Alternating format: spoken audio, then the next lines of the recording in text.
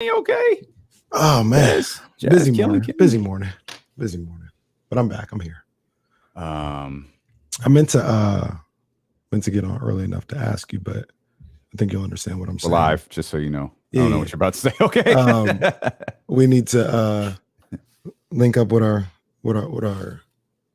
girls next week. Our new hires downtown. Yep. Yeah, we need to do that. Yep. We need to do that. So we'll set that up. It's an odd way for this boy. Hope that doesn't cut. Hope that doesn't get cut and sent to Jazz, because yo, that's tried to tell. Hey, we're live, pal. What are we doing here? Oh, it's live, pal. I'm getting crazy looks as we speak. See, you better hit the mute button and explain that one.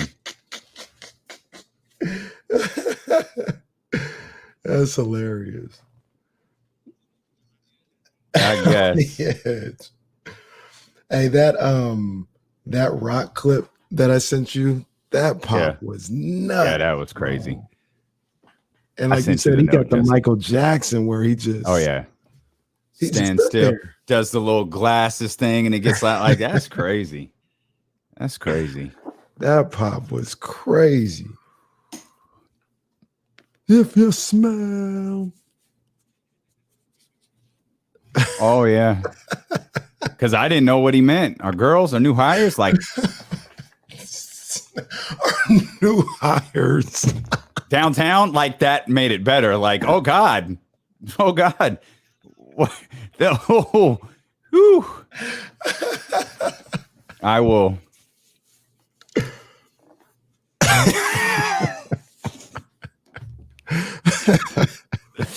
Hey, just make sure you book the Jets rider too. We can get the guys from Jets. We talking Jags today? We talking? We talking Jags. We're talking.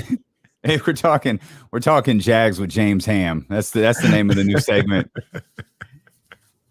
Jags beat with James Ham. James was cutting up last night. He had a rum and coke the size of this. Man, I was mad I had to go. I was there for like the first 45 minutes, and it was some good stuff. Damian Barling showed his face on there. Usually it's just a screensaver, but he's like, I'm here.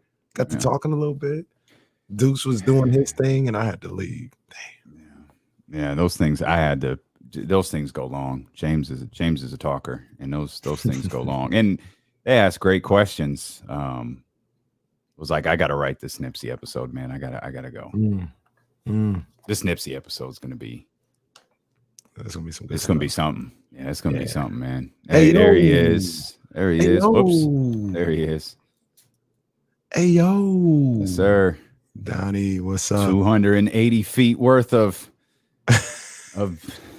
Dope One's artwork downstairs, or maybe not 280 feet, 280 inches.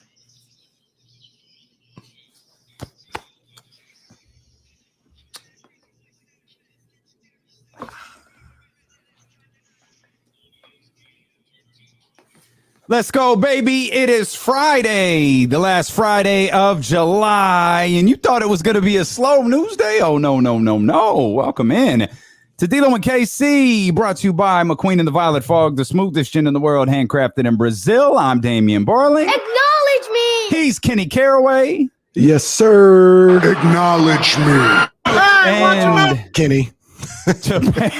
Fam, ain't that the truth? Ain't that the truth? To paraphrase the great Jim Ross, the Matthew Dellavedova era has begun.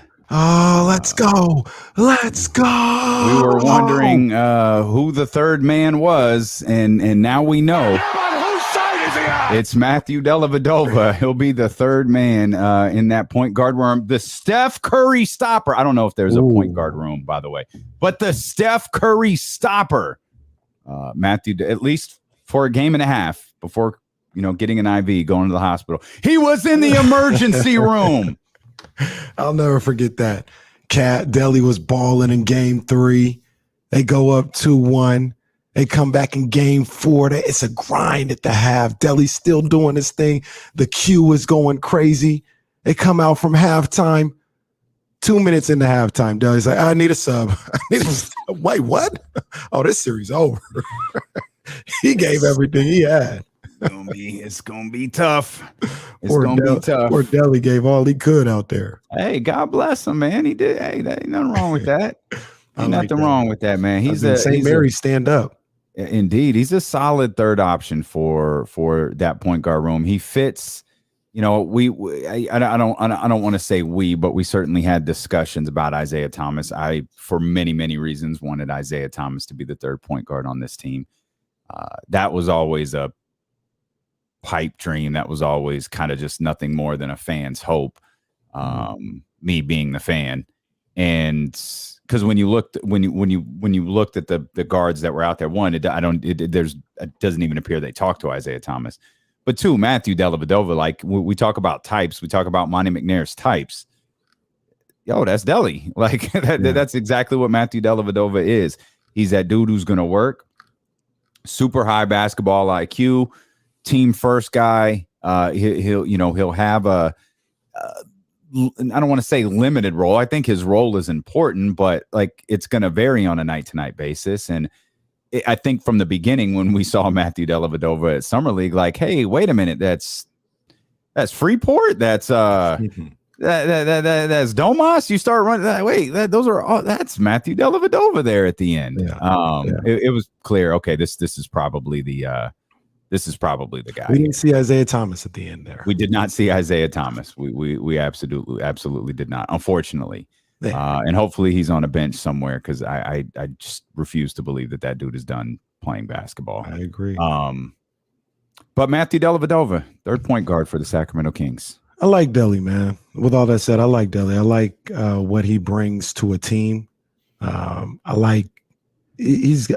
haven't seen him in a while, but from what I remember of him, like he got some game. Like he's a grinder out there. Like you mentioned, he matches up with what it seems Monty McNair is trying to build with this roster. And we talked a little bit yesterday about some of the teams that Mike Brown coached in Cleveland. And those guys are full of those rosters, were full of grinders. You know, Verjav's a grinder. Sasha Pavlovich was a grinder. Eric Snow was. You know, those are the type of guys that it seems like he relates to the best. Or I wouldn't even say the best, but is able to relate to. You know what I'm saying? And Delly, whatever his role is, I think there's going to be plenty of nights where he doesn't play.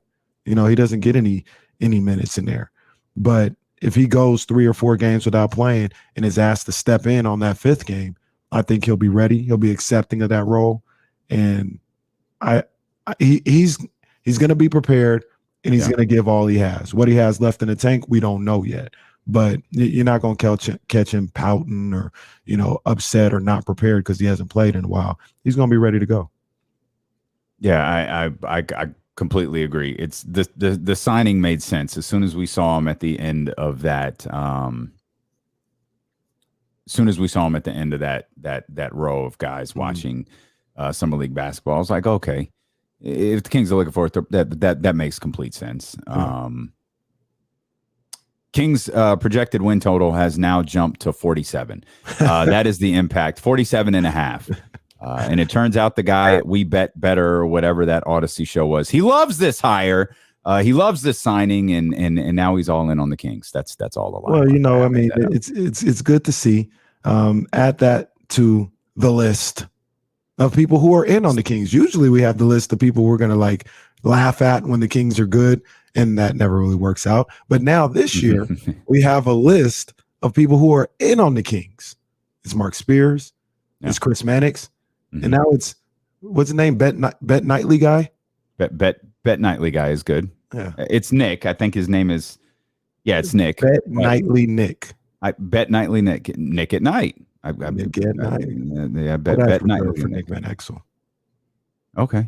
And still, obviously Nick Van. Always Nick Van Exel. Always. Is this universally known? I don't know. Okay, that was my boy. That's fine. Oh no, Nick Van Exel. Nick Van Exel, we talked about this yesterday. Nick Van Exel's probably one of those guys you had to live through because if someone brings him up now, like, wait, what? No, like if you live through it, like that boy go. Like he could play. I feel like I could be wrong, but I feel like Nick Van Exel's Nuggets teams was the 1-2-3 Cancun team. I think that was like where the story came from. That's funny. His Nuggets team. That's funny. Oh, we've got to look into that. We've got to get that confirmed. I'm not saying he's the leader. Well, Nick might have been a part of it. I was going to say, would you? Right. I don't want to disparage his name on that, but I think his team was the team that 1-2-3 Cancun. So that's the good news. The Sacramento Kings sign Matthew Dellavedova. The bad news, 1320 Kings insider James Ham, who will be with us in the final hour of the show, as he is every single Monday, Wednesday, and Friday, reported last night Keegan Murray underwent a procedure on his right wrist. I believe what James said, it was to clean up loose bodies. What? He has bodies in his wrist. Boy, fam, what? I know we say the streets need a body, fam, but that's not what we meant. Now, all indications are, and this is going to be the theme here for the first hour of the show, so buckle down and bear with us here if you're a Kings or 49ers fan. Quick recovery, not expected to impact his rookie season at all. And it's funny, like in sports, we normalize cutting open a human's body and going in there and cleaning up things called loose bodies so regularly. It's nothing. Like your body isn't open and like a little mini vacuum cleaner isn't stuck in there. Oh, no, it's no big deal. He'll be ready. The season camp starts in 2 months. Oh, he'll be ready. Oh, word, because y'all just cut him open and stuck a vacuum in him. We're just going like it's nothing, huh? Cut the man open. Sports. I don't like it, man. Sports is a wild, wild place, man. When you look at it in its totality, man, sports is weird. No, quick recovery. No big deal. No big deal. But, we'll talk to James Ham about it at 3:00. Again, nothing serious, according to everybody involved. Nothing serious about it. He's already out working with his left hand, I guess, and we're 2 months away from training camp. And there you go. I think I'm sure no Kings fan is concerned about this. Not one. We're all taking this in stride. I think he's going to be fine. I don't think it's an issue, but this is a great time to say. I don't like this for sure, bro. I don't like this. I don't like it. Yeah. Just like for what you said, surgery. What? No, that's not okay. Yeah, it's not all right. I don't like it. But the interesting thing about it is, as much as we don't like it, it is commonplace with athletes. Yeah. They are able to get a scope or get a clean out and do their little 3 to 4 weeks recovery, and then they're like back at it. If we just eliminated the word surgery. And James Ham tweeted last night, the Sacramento Kings cut open Keegan Murray last night. Cut his wrist open, just started searching around for stuff. Took a broom, took a vacuum, a little dust buster, cleaned up some loose bodies, and sewed him back up. He'll be ready for camp, though. Does it register the same way? Had some loose bodies. Got some loose bodies there. Like, does that sound exactly the same? Like, no, the Sacramento Kings cut open Keegan Murray last night and just, swept out the loose bodies. Well, if Ham says he's going to be all right, then he's going to be all right. Pragmatic pessimist. This is the headline.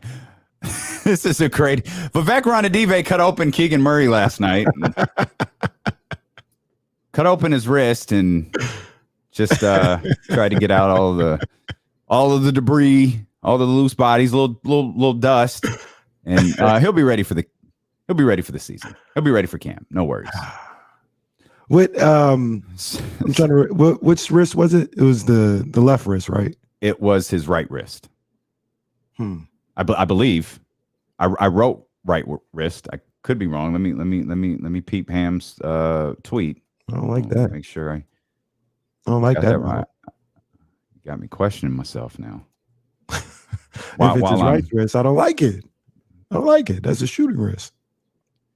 I will read verbatim. According to a league source, Keegan Murray underwent a minor procedure on his right wrist to clean out some loose bodies.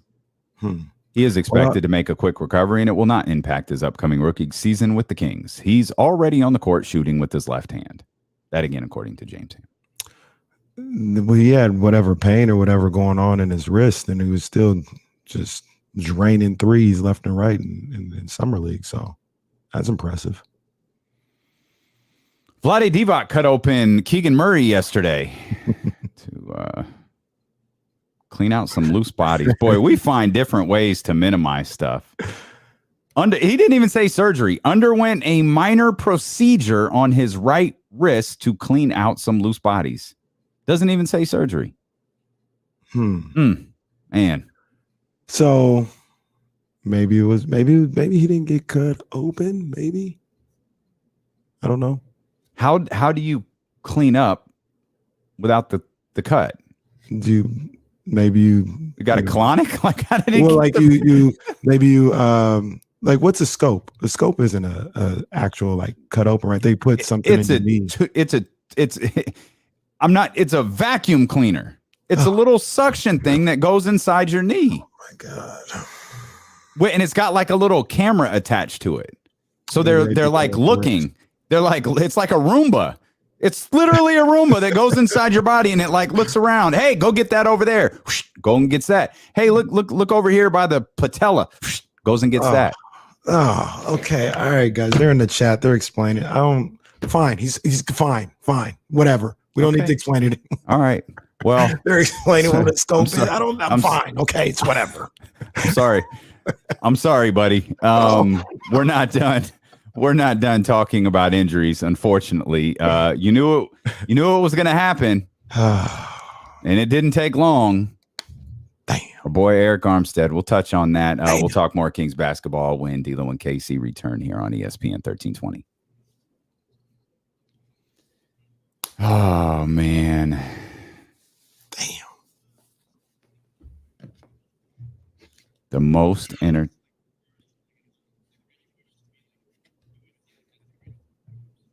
I mean, it's either Bush or Vic. Vic is up there. I mean, if we're doing college too, like Rocket in college was pretty crazy. Like I remember him, but I didn't. That was a long time. That's when Eric Bieniemy was playing football versus when he was not getting to be a head coach. Right. That was like what, 91, 92, something like that. See if I was 12, 11. Yeah, that's right. I remember Rocket. You know why I remember Rocket? Because he was on the cover of Sports Illustrated for kids. Yeah. I have Rocket attached to him. I bet if I look somewhere, I can find the Desmond pose. I think I have that cover somewhere. Classic. For all you guys who didn't hear Jesse, he said, what was the for all you guys who didn't hear Jesse, he said, who was the most exciting football player you've ever seen? He said Reggie. I think, you know who's sneaky and once again feels like, well, I was gonna say you had to be there, but if you go through a YouTube highlight thing, Jesse, you might understand it. It's Peter Warrick. Peter Warrick used to make people look stupid. Peter Warrick was a bad man. Bo Jackson, obviously. I'm going to need further explanation of this one. The non-incision scope. I need further explanation, Rory.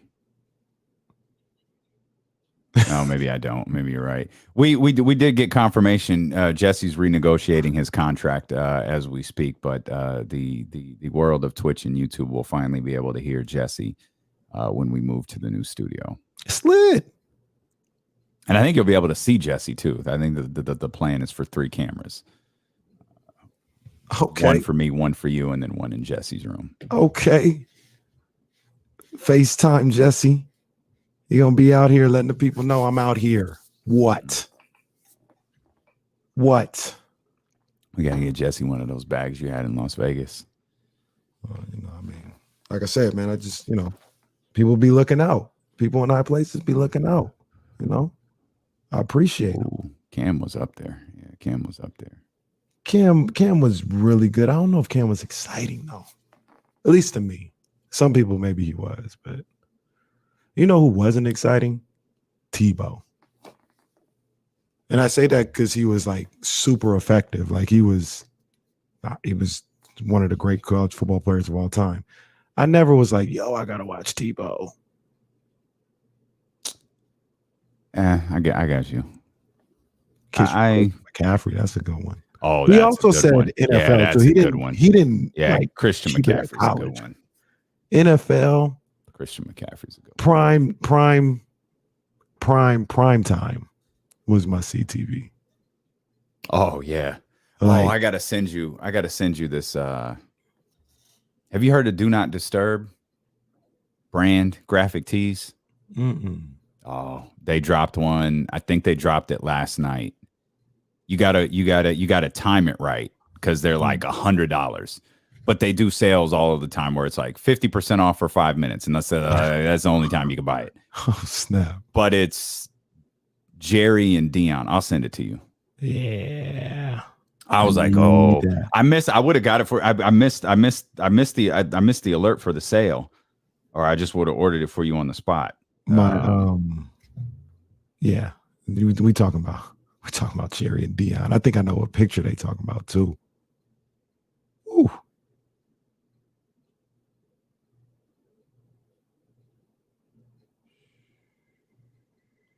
Showtime.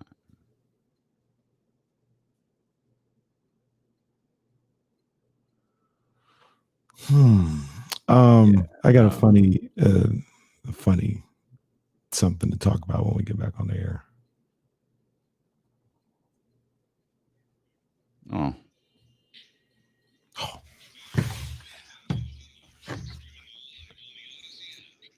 Reminds me I might need this shirt just anyway. It's whatever. I might need this. Oh, it goes so cold. Oh my God. I told you. I just sent Kenny a picture of this graphic t-shirt I found. Because you got that dope ones, literally the dope ones. Yeah, that's a classic, by the way. Shout out to the dope ones. That's a classic. This brand Do Not Disturb, which is it's a dope brand, did one on it's Dion and Jerry. But they're on the sidelines. They're like looking. I was like, oh, I got to get my man's this. But it's tricky. The way you buy this brand, it's tricky. Like you just don't go to the website and buy it because it's like $100 t-shirt. You got to wait for them to do sales, and they do sales a lot. You just got to catch them, and they'll literally do a 5-minute sale. They'll do a 5-minute sale. You got ready. 5 minutes to get as much in your cart as you can. I need to put the alerts on for those dudes, man. Got to. Absolutely. Hey, this was pretty funny. You might get a kick out of this. This is just never ending. It just happens. So I was on Twitter, and our guy Cameron Salerno, Sac B, one of the good ones. He one of the young bulls out there. I saw him come up with a tweet. I guess this was yesterday. I even think it was before the show, but they were like, I guess he was talking about some of the great moments in Sacramento sports history, like everybody was yesterday. And I mean everybody. And tweeting about it too. And he goes, the tweet says, I agree. I would add Sac State football winning a Big Sky in 2019 and 2021. The Sac Republic win is up there, one of the best sports moments in Sacramento history. And I was like, oh, I want to see what people are talking about. Like, where'd this come from? So I, slide up to see if I can see what's up with the conversation. That's Bobby Gerald. So no, I couldn't see the conversation. That was the end of everything for me. Bobby, if you're listening, will you please unblock Kenny? I don't know what he did, but he is truly sorry. You've got to unblock him. Bobby, I know you listen. You're our guy. Bobby's my guy too. I never had an issue with my man Bobby Gerald. Bobby, you've got to unblock Kenny. Because if you don't, we're going to create a segment called the Bobby Gerald Block of the Night. And I don't know if that's a basketball segment. I don't know if it's a King segment. I don't know if it's a Twitter segment, but we're going to name a segment after you. Bobby, he listens to the show, hears something on the show, hears us talking about him blocking me, responds to Damien about something else we're talking about. It just moves on about life. Yeah. Yeah. He pots me down. And Bobby's he does the callers. That's what he does to me. In Bobby Gerald's world, it's D-Lo and friends. It's not KC and friends. It's D-Lo and friends. That's still my guy, man. It's still my guy. Bobby just like the tweet right now. Bobby, if you're listening, I'm begging you. You've got to unblock Kenny. He literally just liked the tweet. Pete Youngman is listening. Pete Youngman, can you let Bobby Gerald know he's got to unblock Kenny? I don't know what happened. I don't know how we got here. I didn't do anything. I don't either. So the ultimate payoff to this is we've got to have Bobby Gerald on the show to explain why he blocked you, because now I want to know. Pete Youngman tweeted. Pete Youngman tweeted that Bobby Gerald liked. So true, Damien. Minor surgery is such a relative term, isn't it? A former GM once asked me if I ever read where a player underwent an unsuccessful surgery. Oh man. Well, now who we just read something about this? Odell. Didn't we just read ACL? Yeah, the ACL the first one wasn't taken care of the right because way. The headline was how what did it say? It said this injury might save his career. That's right. That's right. It was like, crazy. This headline got me. I'm going to read this. But they certainly didn't report at the time that something went wrong in his surgery. No, it was just he was back, and he played. No, I guess he only played the 1 year because he got hurt 2 years ago, came back last year, got traded in the middle of the year, and then hurt it again in the Super Bowl. And we were talking about Isaiah. Something tells me something went wrong with an Isaiah Thomas surgery along the way too. So like they happen, but as Pete Youngman notes, they don't exactly get reported. Yeah. It's not like, whoa, Keegan underwent a procedure. It was a disaster. He might be back by Christmas. And Pete, if you're still listening, hit up me or Damien about this. But from what I don't think it's in it. Yeah, that's my guy. That's my. He rehabbed you. It's your doctor. You know, he advised me the whole time. By the way, Pete, I think there's something wrong with my hamstring, but we'll save that for later. Go ahead. Call Pete Wise Man. He's like our he's our Paul Heyman. Paul Heyman, Wise Man. Yeah, he's the doctor of D-Lo and KC. He's holding us together. I thought I heard that Penny Hardaway, the microfracture surgery.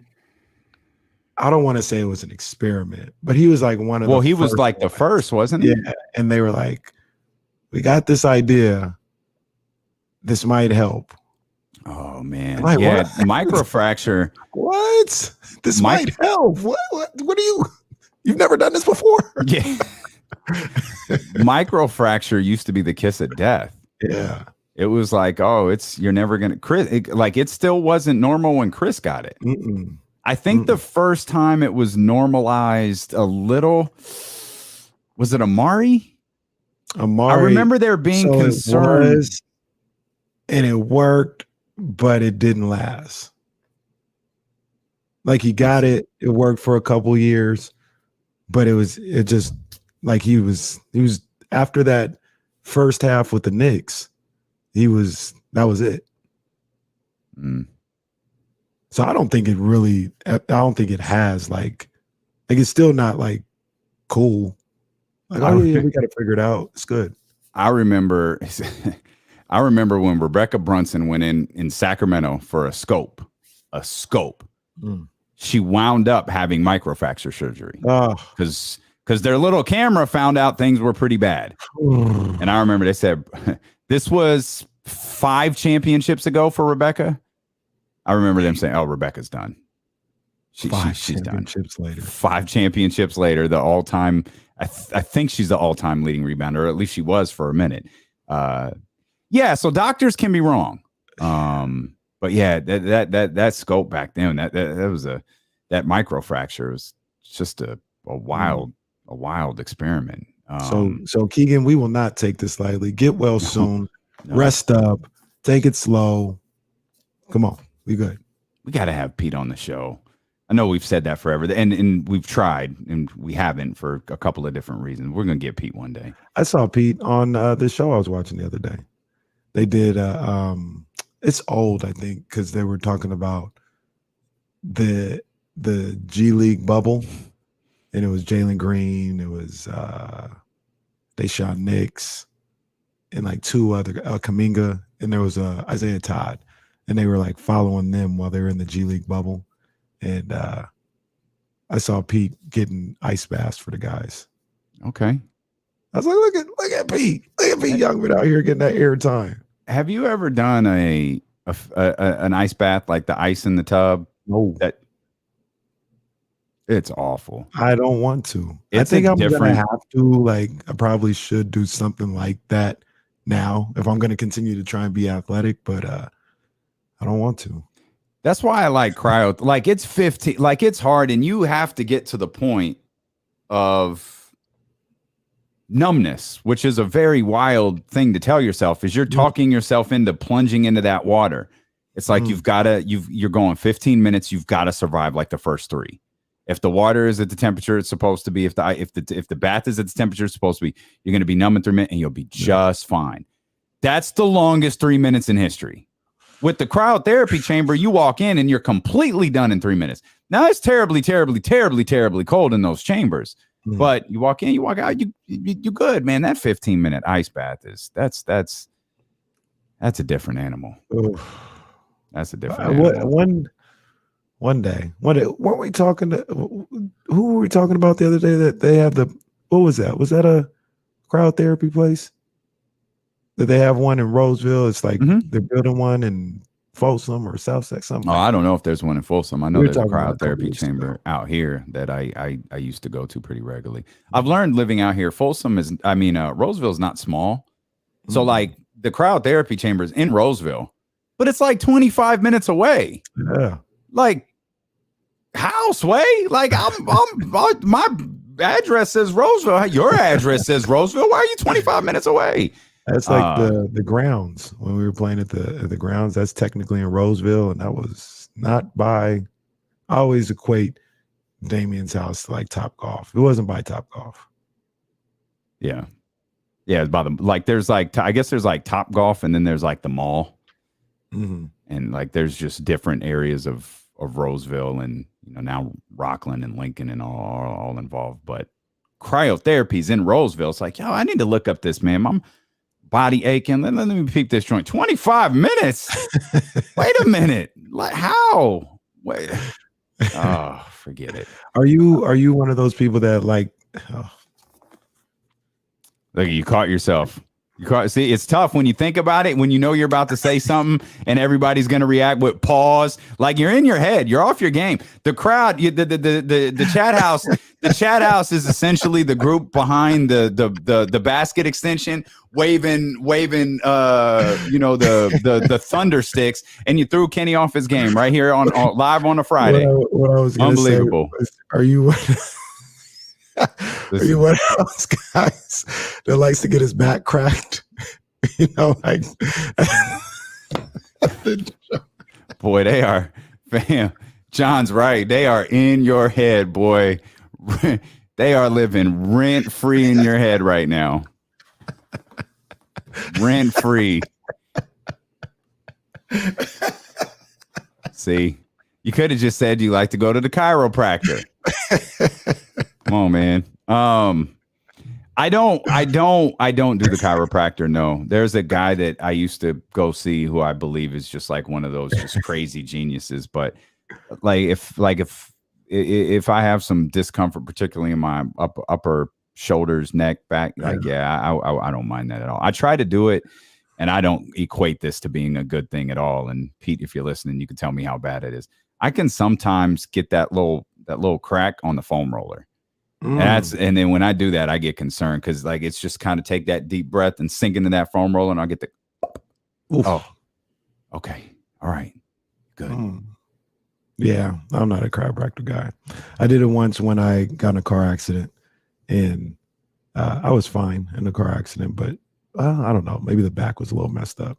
I haven't really felt the same since that happened. But yeah, to get my money, I had to go to the chiropractor. Yeah. So yeah, I went there and it was all right. I'm not Get some of those loose bodies out of the back. Right. Why couldn't they just do that for Keegan? Why couldn't they just go to the chiropractor? Can't go to the chiropractor and fix your wrist. I don't understand. I don't know. Well, might as well talk about it. We knew it was going to happen. Oh man, Arik Armstead. Hopefully he's the only one. Spoiler alert, he won't be. Now there are injuries. I mean, the Bucks, I think we saw an ACL, a confirmation on an ACL either yesterday or this morning. Right? Yeah. Not a small injury, not a small loss there for the Bucks, but Arik Armstead sprained his MCL. Again, stop me if you've heard this before. Not considered serious, but he's going to miss a few weeks. Well, now this probably sounds crazy, right? I'm assuming that this is something that he can come back from. It's a sprain. He'll be back. Part of me is like, if it's going to happen, let it not be year ending and let it happen now. So we can have him ready to go, maybe worst case scenario. Worst case, I would say like week 3, but he may be ready for the opener. You know what I mean? So, all right, second day of camp or second or third day of camp, if it's not year threatening at all, cool. Just get it out the way so he can be healthy for the season. I really hate this. I hate that that's even where my mind goes. Well, I'm looking at Kyle's latest write-up. Kyle Madson, by the way, poor job by me. Trysta Krick, 2:00. Kyle Madson immediately following James Ham, immediately following Trysta and Kyle. So a busy second half of the show. Looking at Kyle's latest write-up for Niners Wire, Shanahan indicated the injury isn't believed to be serious, and the club expects him back in a few weeks. Those are all just really, really generic terms. Of course, that's not Kyle's writing. That's what Shanahan is saying. Mm-hmm. Not believed to be serious. Expects him back in a few weeks. We know it's a sprained MCL. That's what was reported. Again, those are super generic terms. It's just like minor procedure on wrist, cleaning out loose bodies. Like those, like what? Like those are so generic. Hey, we expect it to be okay. Hey, it's minor. All right. I think what sometimes gets lost with this, and this is probably the case, this is a little bit more serious for Arik Armstead than it is Keegan Murray, because Keegan Murray has the benefit of a little bit more time on his hands. But for Arik, you're supposed to be training for the season right now, right? Like you're supposed to be, it's not just going over play. Arik Armstead knows the playbook. Mm-hmm. Like Arik Armstead knows where he's supposed to be. He knows that this time is to be on the field. This time is to get back into that movement. This time is to feel the hits and do all of that stuff. Mm-hmm. Now you're set back. Like now you're, right. Whether even if it is 2 weeks or 3 weeks or 4 weeks, like you're set 2 or 3, 4 weeks back. Now you're trying to catch up, and the way Arik is. The way that athletes are. They're going to try to catch up with where everybody is. Right. Like I'm 4 weeks behind, but I'm going to get myself to where you are. And I feel like in these situations, you get, maybe just a little bit more. You might put yourself at a little greater risk of perhaps a more serious injury, or if not, just another injury. Yeah, you got to be careful with it. And you got to be smart. If you're the training staff, Kyle Shanahan, D'Amico Ryans, and Arik Armstead, where you don't put too much on his plate as he's coming back. And I know those guys will. I'm not saying anything that they don't already know. But yeah, you got to be aware of that. And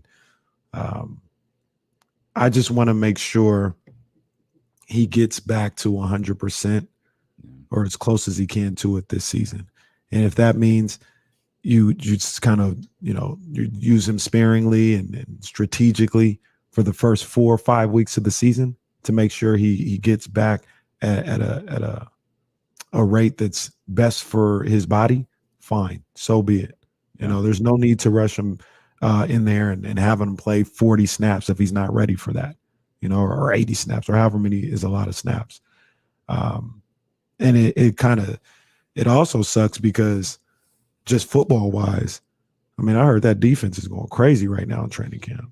Yeah. Like, they can't be stopped. Was that Richard Sherman was talking about the. Rich said what he said about the secondary. Mhm. I saw that through back channels because I'm blocked by Richard Sherman as well. That one I probably earned a little bit. I was about to say, I'm beginning to wonder if it's you. That one I can raise my hand. That turnover was on me. I think I earned that from the Seahawks days. But I also didn't curse. Richard Sherman, if you're listening, can you unblock Kenny Caraway? I don't curse at people, like call them out of their name on Twitter. So I don't really know why I get blocked by these people, but you seem to have a good understanding of why you were blocked by Richard Sherman, though. Yeah, that I used to call him. Bit. I used to call him. You know, I didn't make it up. I mean, this is what the like Kenny is Kenneth. However, you got to rationalize it. What do you say for Richard? Oh, that's what we're doing. Well, that's what they do. That's what it is, right? Okay. That's what it is. Okay. I'm not comfortable with this conversation. Say that was Sherman. You know, I just called him what they call his name for short. I don't think they call him that though. Well, traditionally, when the guy's name is Richard, you call him something for short. Who decided that? Like who first person? Who's the first person whose name was Richard? And they decided, you know what?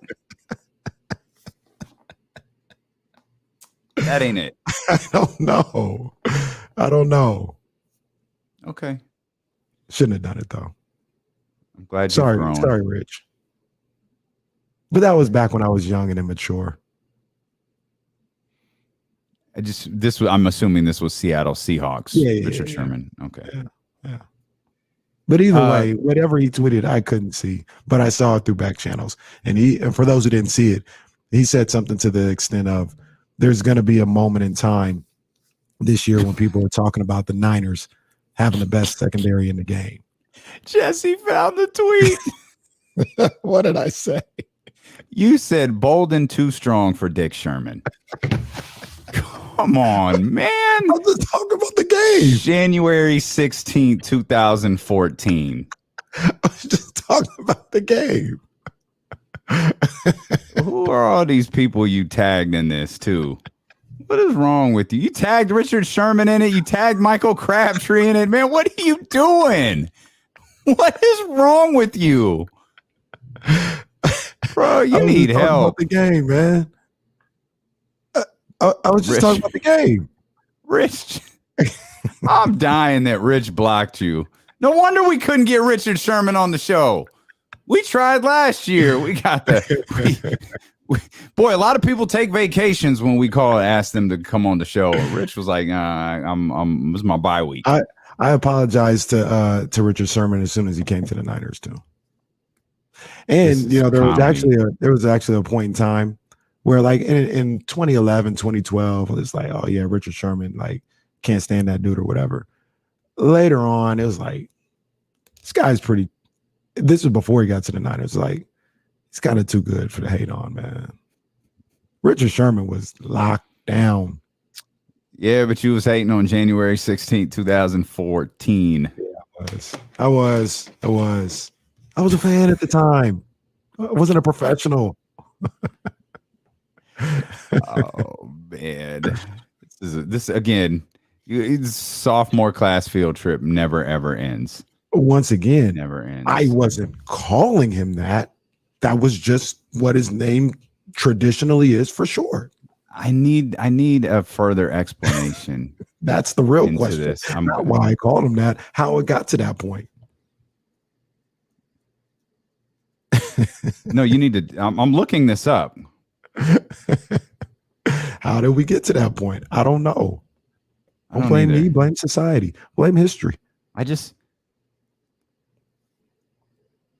Because it doesn't make any sense. Oh, this is a horrible explanation. This can't be real? Can we say it on the air? Or do we have to wait till commercial? Well, no, it's so. Is this a shoot? Like, are you kidding me? It's a shoot. Turn a recent evolution because of the nicknames Rich and Rick, and they chose it because it rhymes. That's okay, it. that makes no sense. It's because Robert equals Rob equals Bob. William equals Will equals Bill. So Richard equals Rich equals Dick. That doesn't even rhyme. Like, who did this? Like, this is look. This is what happens when y'all let certain people like decide. That's the stupidest thing I've ever read, and I found that in multiple places. That's ridiculous. That is the dumbest thing I've ever seen. That's how we got there. I never understood. I guess it makes sense because I never understood Bill either. Out of William. Yeah. I didn't get that either. Nah, man, that's why you can't listen to some people. Y'all got to be careful who you listen to, man. Yeah, you can't listen to some people. It's a good point. Kyle asked, and I don't think I've heard this. But why is Jack short for John? I don't know if I've heard Jack being short for John. Kennedy. I know why. They didn't call him Jack Kennedy. Oh, they absolutely did too. Yeah. Yeah. Benny. But what the funny thing is, it's not short. Like, it's not short for the same amount. It's the medieval equivalent. What is this? This is the stupidest stuff I've ever read. Everybody who is listening to this, God bless you. You're all dumber now because of it. This is absurd. James. Men named Jack, nickname. Okay, I'm out. We're coming back. We might come back. I don't know. This is the most ridiculous conversation in history. It's D'Lo and KC, brought to you by McQueen and the Violet Fog, the smoothest gin in the world, handcrafted in Brazil. I'm going to pour a glass right now on ESPN 1320.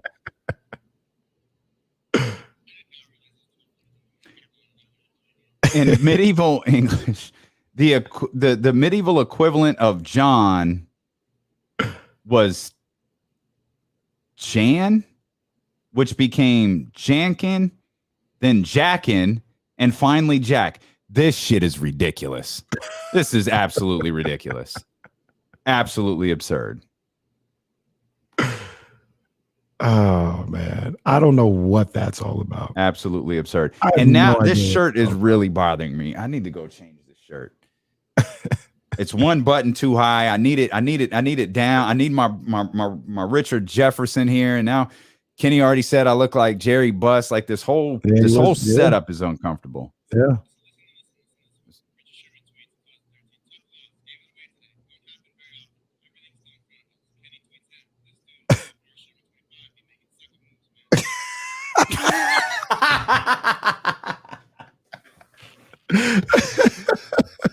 Bro. Wow. Wow. No, I had it out for him.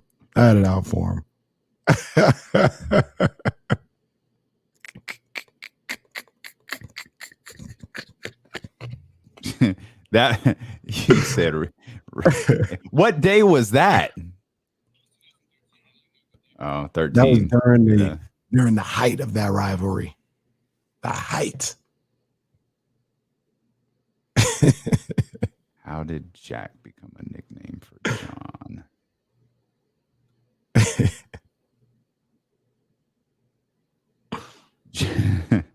Jack dates back to about 12,000 and was originally used as a generic name for peasants. You peasant. Over time, Jack worked his way into words such as lumberjack and steeplejack, even jackass. Oh, this is wild. Oh, man. Y'all just, hey, I'm Mike Tyson, man. Oh, I got you. Uh-oh. Listen, I'm from a different culture. Hey. Hey.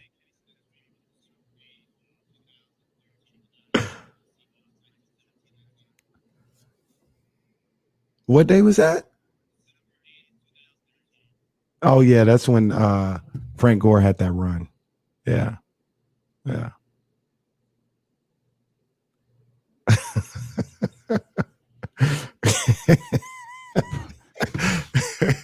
Man, boy. Woo! All right. What happened now? Casey? No, we're going on the air. No, it's going on the air. There's more. Oh, there's more. No. Boy, the Twitter universe is out there getting you like you insulted Beyonce. Boy, they coming for you. Wait, I'm not saying anything. It's all right. It's all right.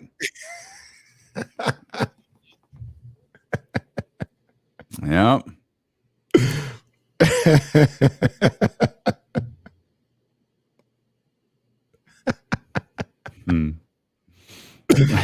Oh man.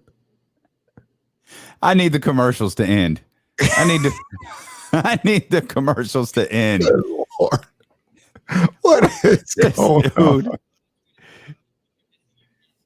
Oh, There's me dissing Dame. Kenny's like, I didn't delete that one. Now he's gonna block me.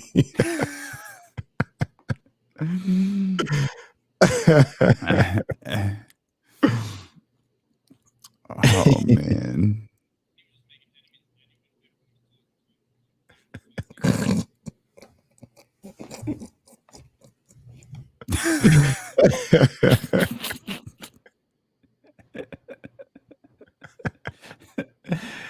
Oh man. Well, all right. oh my.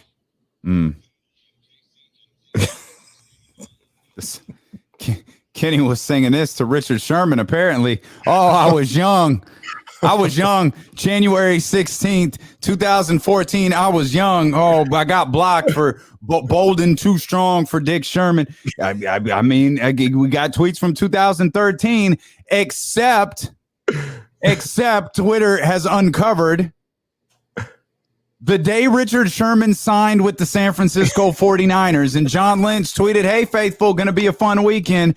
Rich and John Lynch in the group picture there. What's Kenny do? 2018. This is the more mature version, of course, of Kenny Caraway. Quote tweets, "This picture just absolutely floored me. Dick Sherman is a goddamn 49er." Well, welcome to the squad, Brody. Hashtag Niner gang. Hey, welcome to the squad. This is why Bobby blocked you. This right here. Well, I would have called Bobby Bob. I wouldn't have called him.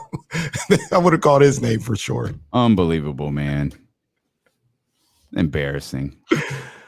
Just embarrassing. For what it's worth, I stopped.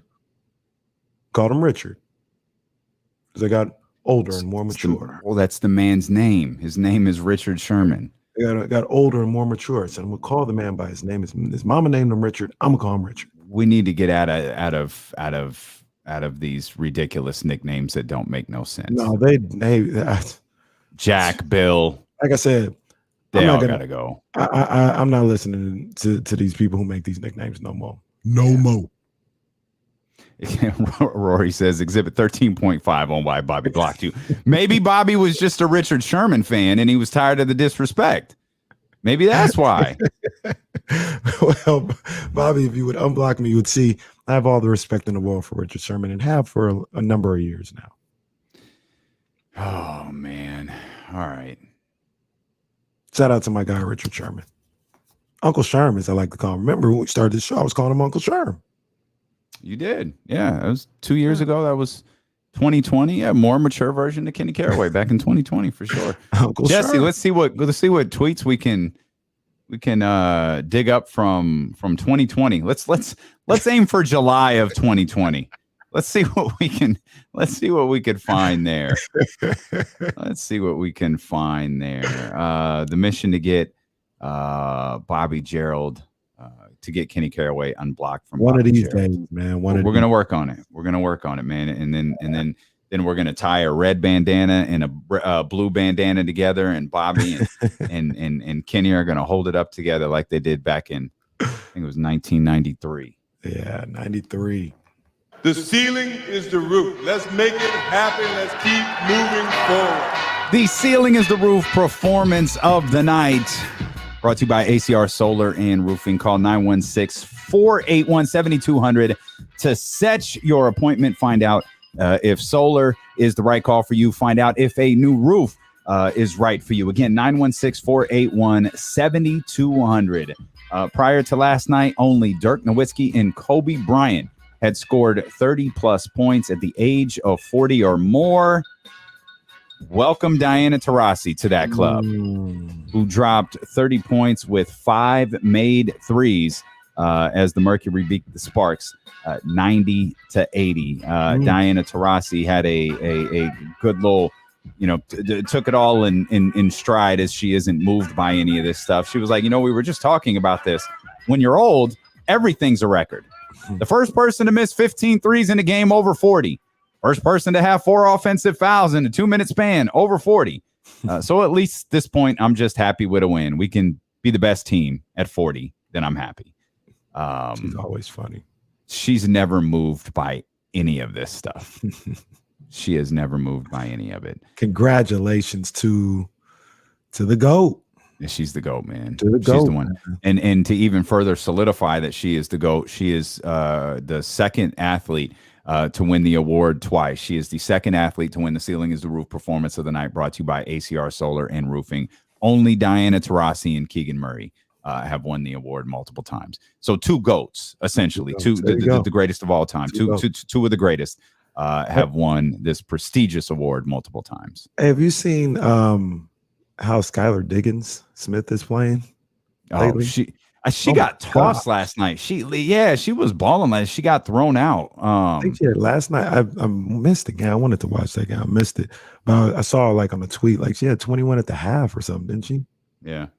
She's having a killing since the All-Star break. And the funny thing is, man, when she came in, she was super overrated. Like she was not great her first year. Like she was just like, all right, we get it. You're gonna push her to the moon, and we know why. Yeah. Like we get it. But then her game caught up.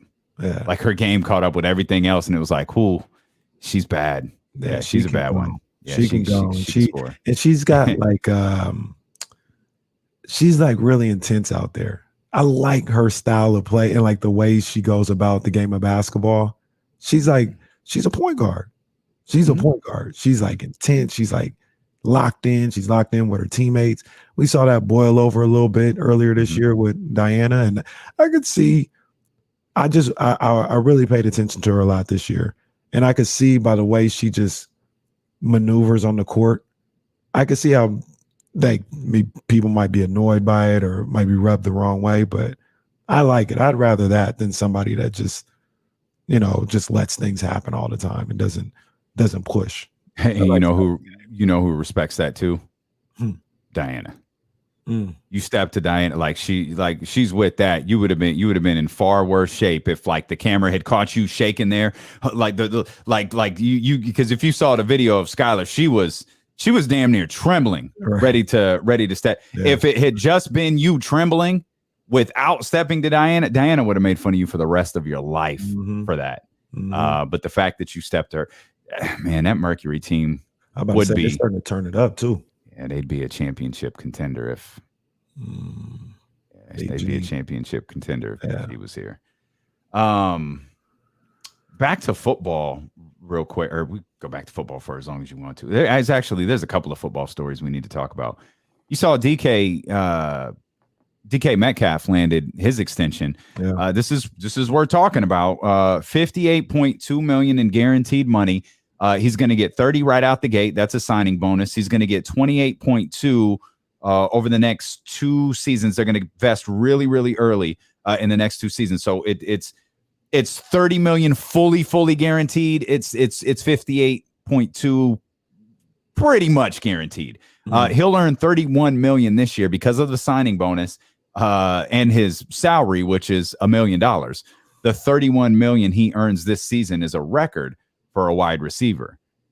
Of course, that's all worth pointing out because we believe there are negotiations going on between the San Francisco 49ers and Deebo Samuel. Right. There have been some rumblings that a deal is done or very, very, very, very, very close to done. But I wonder what this DK Metcalf news does, if anything, for the conversations between Deebo Samuel and the San Francisco 49ers.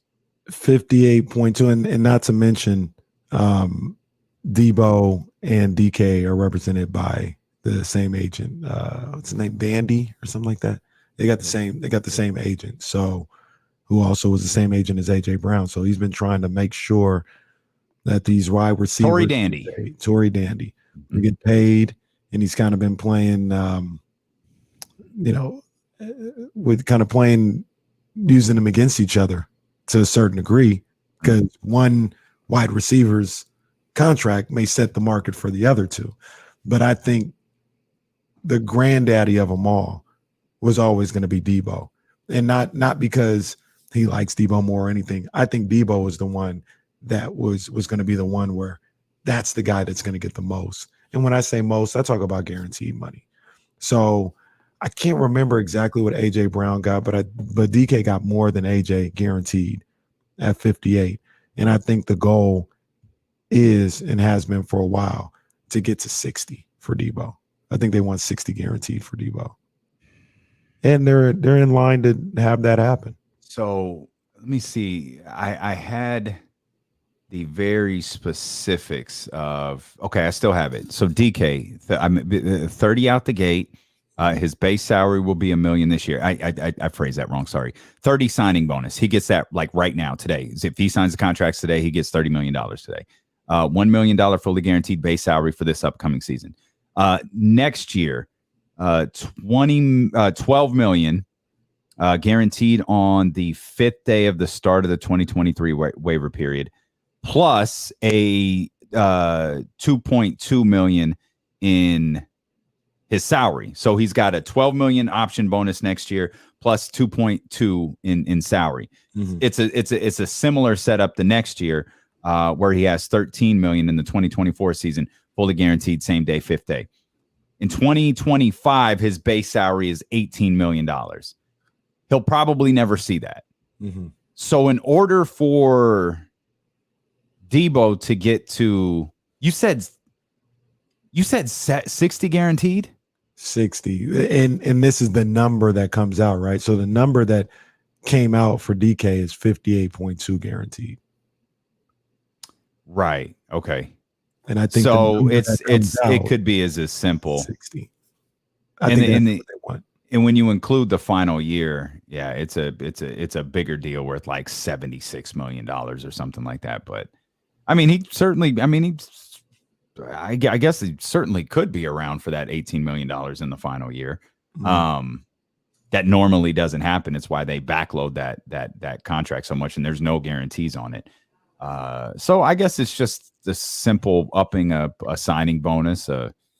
It would be pretty easy for them to hit 60. It'd be pretty easy for them to hit 60 plus. And then if he hits I don't know what Deebo's base salary is this year. We could certainly look it up. If he signs a signing bonus for $32 million, he now will be the highest paid wide receiver in history for a single year. Like that's just as simple as this work. Like DK 31, that's the highest salary for a single year. Though it's a bit unfair because it's not actually a salary. Right. He's making $1 million. That's his salary.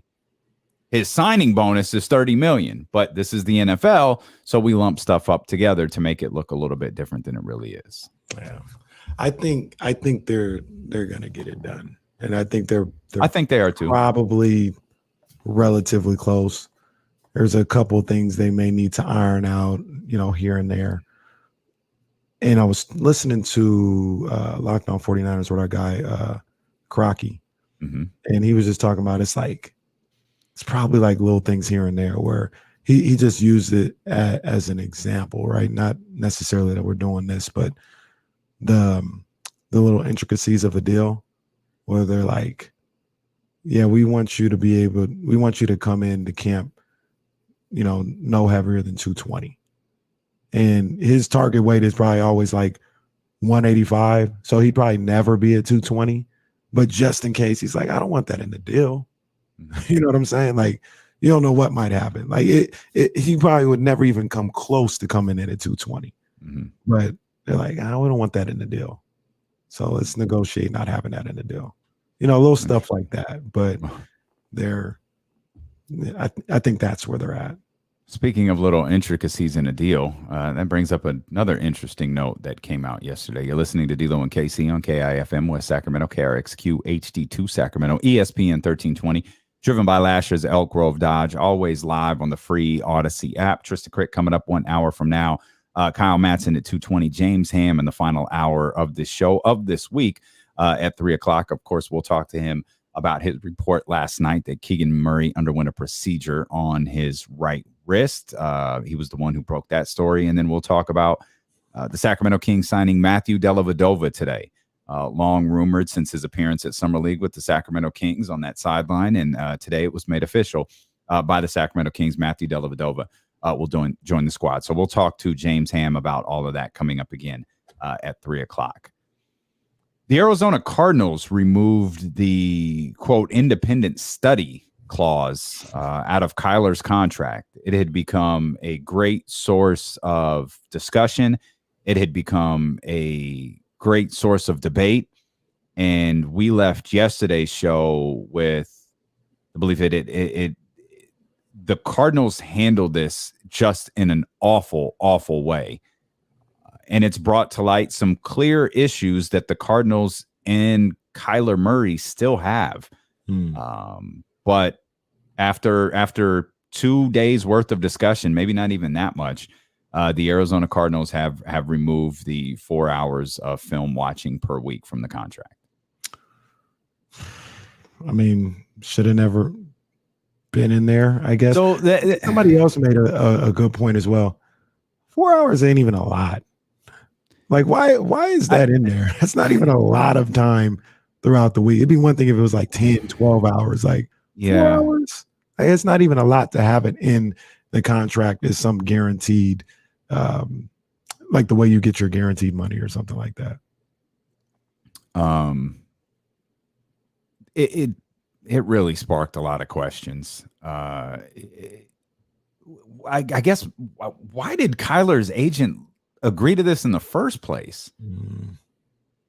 Like, obviously, I tweeted that last night. Oh, there's 280 million reasons why. You're telling me the Arizona Cardinals were going to walk away from this deal if Kyler Murray and his team didn't agree to it?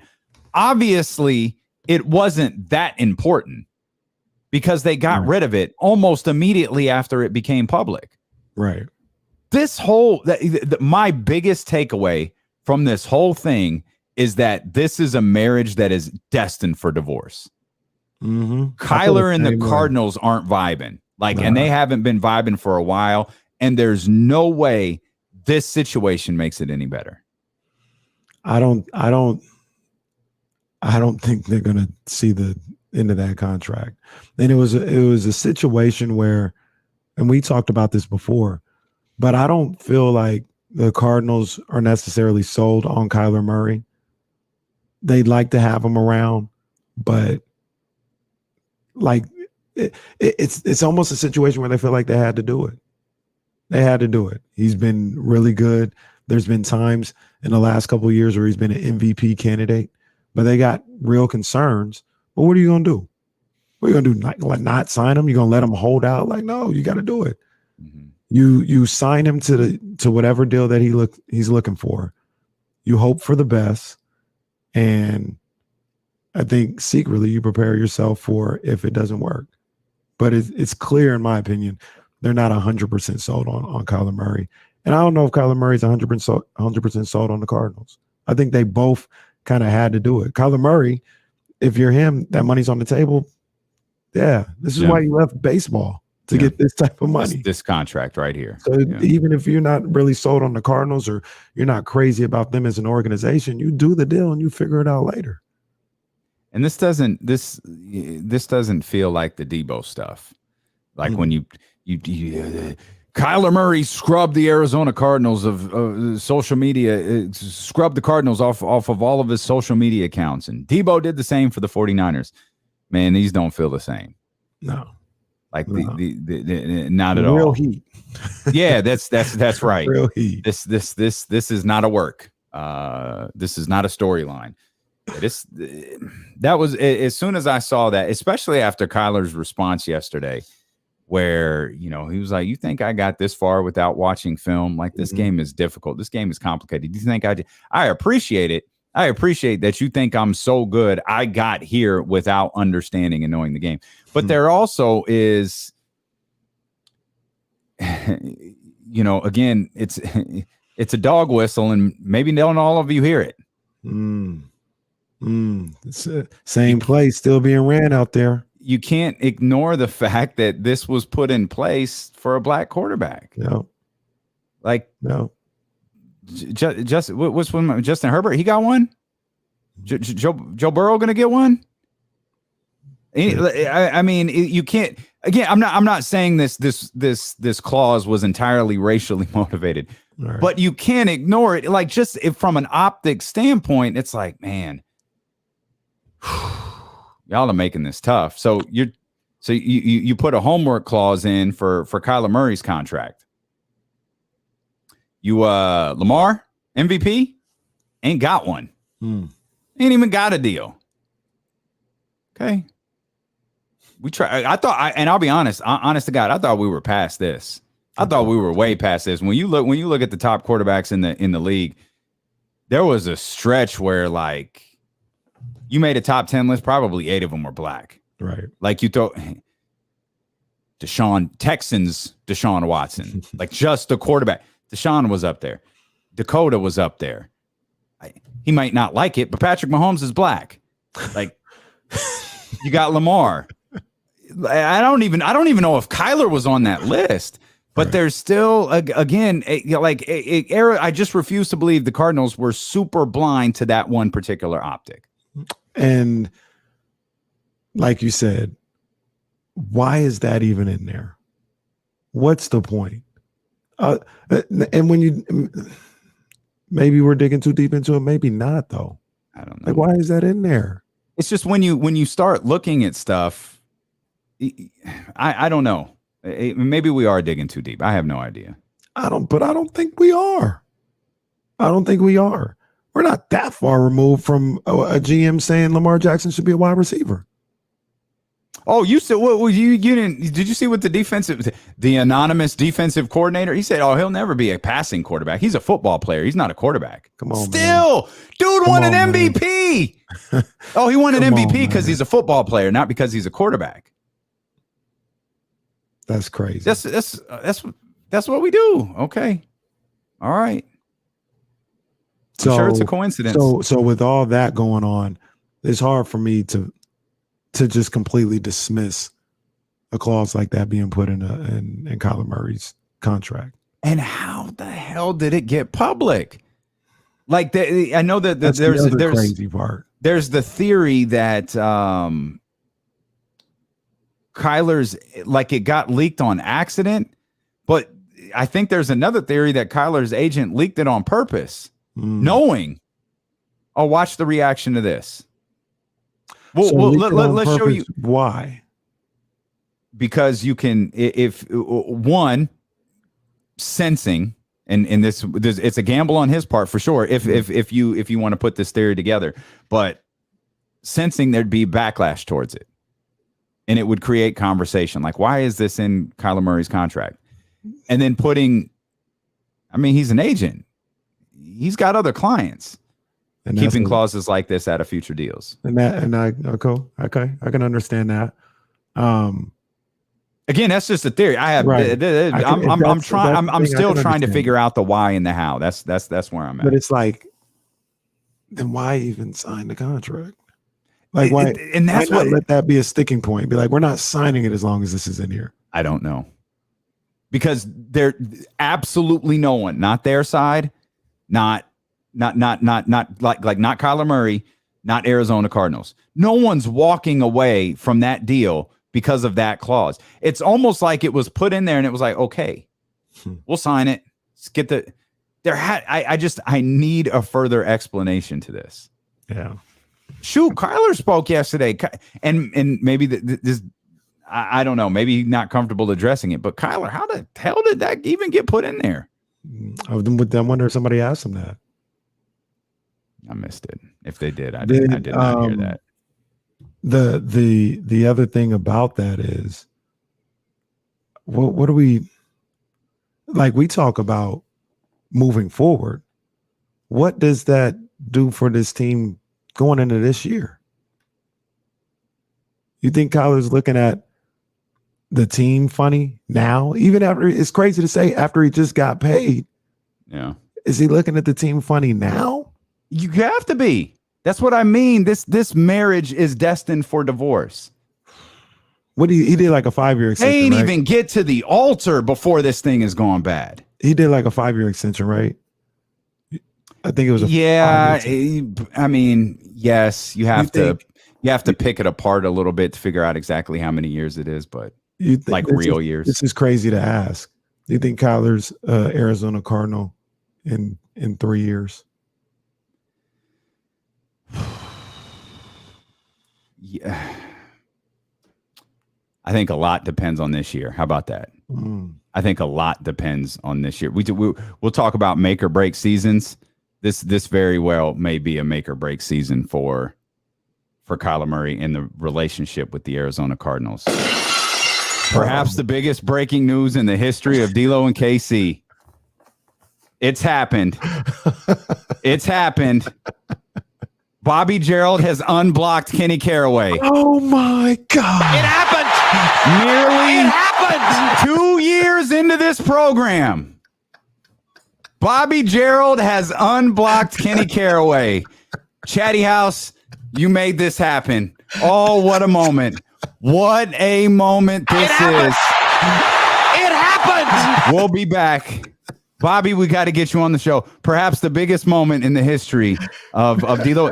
This moment may change the landscape. This may change the sports scene in Sacramento moving forward. It's D'Lo and KC on ESPN 13. My God, Bobby Gerald, let's go. The boyhood dream. Oh, man, I didn't see that one earlier. The boyhood dream has come true.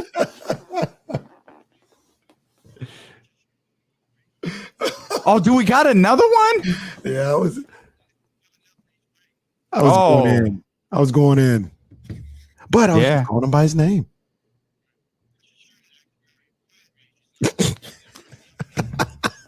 Jesus, bro. Like, what are you doing? We're never going to talk to Richard Sherman on this show. He will never come on this show. Man. Oh, man.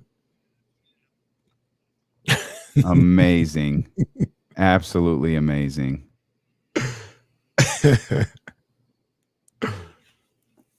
Oh, man.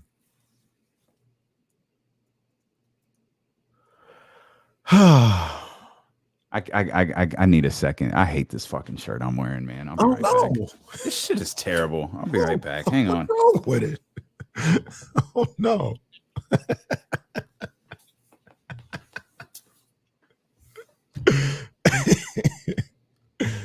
Oh, man. You know, Brian Cruz, it might be time to break a bottle open. I saw my guy Black Bottles 916 today. He pulled up on me. You know what I'm saying? So, you know, I got a new shipment in. So, you know, it's all good. Now the next step, I'm not gonna force nobody to do anything they don't want to do. He don't follow me. Although I don't follow him. Maybe now that I follow him, maybe he'll follow me. But we, you know, we'll let things happen organically. That was funny. In all honesty, I don't think Bobby has any idea why I was blocked. Like, if you ask him, I don't think he has any idea. Oh, wait a minute. Wait a minute. Bobby Gerald has followed KC back. Let's go.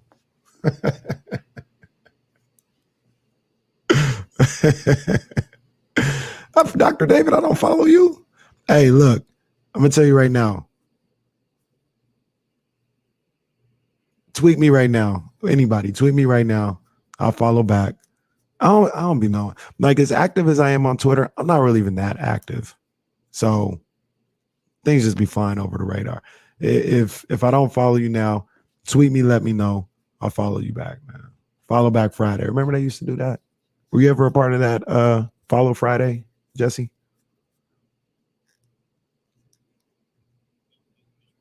I said, were you ever a part of the Follow Friday?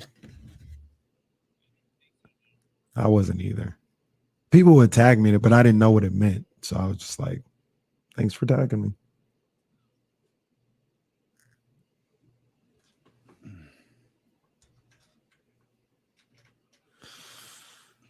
Oh, look at that. Oh, okay. Okay. It was the collar. Like the collar was sitting weird. Like it was like all flat. Like what the hell is wrong with this thing? He's going to Goodwill. We got stupid ass. We got shirt. even just cursing this shirt. Stupid, man.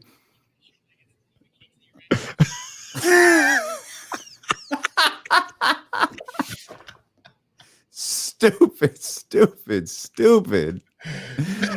That's a hell of a call, right man. There. That's a hell of a call. Oh, man. Oh, jeez. I don't think it's even buttoned properly. You guys, Poison. I need him. I'm here. Y'all go ahead.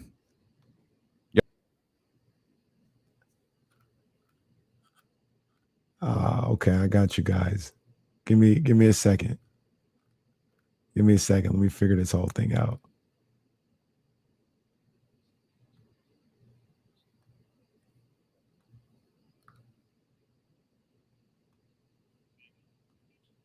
Hey.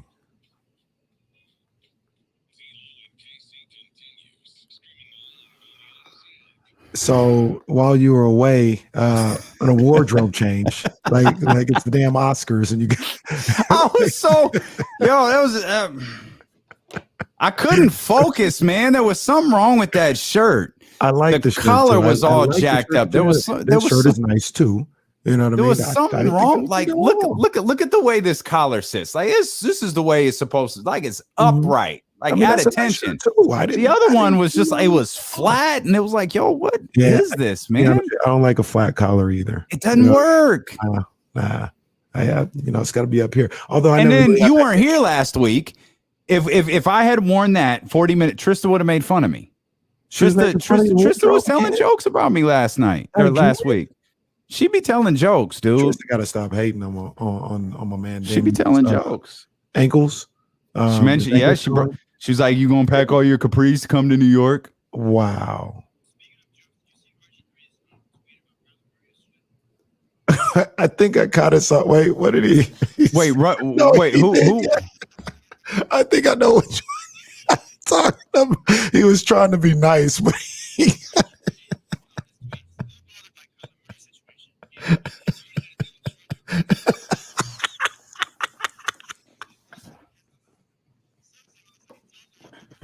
oh, God.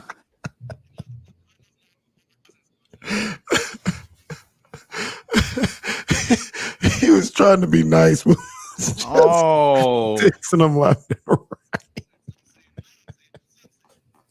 RG3. I read that the same way. Like, yo, why'd you have to bring all that stuff up? Oh man. That's wild. RG3, I mean RG3, he's supposed to be like ESPN's next dude, though. They got him moving up the ladder. He's not bad. No, he's not. I don't think he's bad. He's fine on TV. But I think he's gonna be on. He's either gonna be on Monday Night Countdown or Sunday Countdown or whatever it's called. But he's gonna be that dude. Said he's running around like a toddler. I had to go to RG3's. So RG3, yo, these anonymous cowardly voices saying foolish things about Lamar Jackson. That was quote tweeted 134 times. Let's see, what else do we got here? Talks about the Packers retweeted 354 times. Stop waiting for everything to be perfect, to be happy, retweeted 718 times. That Kyler Murray tweet, quote tweeted 1,716 times.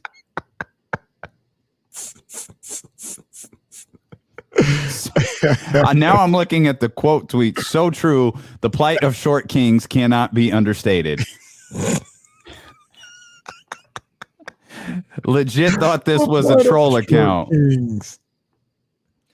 Dog, you did not have to repeat the toddler joke to make your point. That's what I said when I saw it. He's already had to deal with short jokes his whole life. Just his whole life. I'm laughing. Some still say quote tweet. Some say he still needs a baby seat on the team bus. Some even say he's the same height when he sits down. Oh, Robert. RG3, he just added fuel to the fire, man. He added fuel to the fire. Unnecessary. Oh, man, this is very, very funny. Bless his heart. You ain't even have to throw the toddler comment in this. Oh, this is great. Hey, while you were away though, we did have a little breaking news. Not only am I unblocked, but now me and my guy, Bobby Gerald, we follow each other on Twitter. Oh man. It's my guy. As Bryce said, the boyhood dream has come true. My guy. So in turn, a lot of people in the chatty house, like Dr. David, Dr. David always showing love. He always, in the chatty house every day. He's like, yo, Casey, you don't even follow me on Twitter. I was like, man, I didn't know that. I didn't know. So we went old school here. I don't know if you ever participated in one of these. Hashtag follow season. Follow Friday. Did you ever do a follow Friday? I didn't. Yeah. So it's hashtag follow Friday. Let everybody know. Just tag me on Twitter right now. I'm following back today on Follow Friday. Okay. So my bad to the people that I don't follow.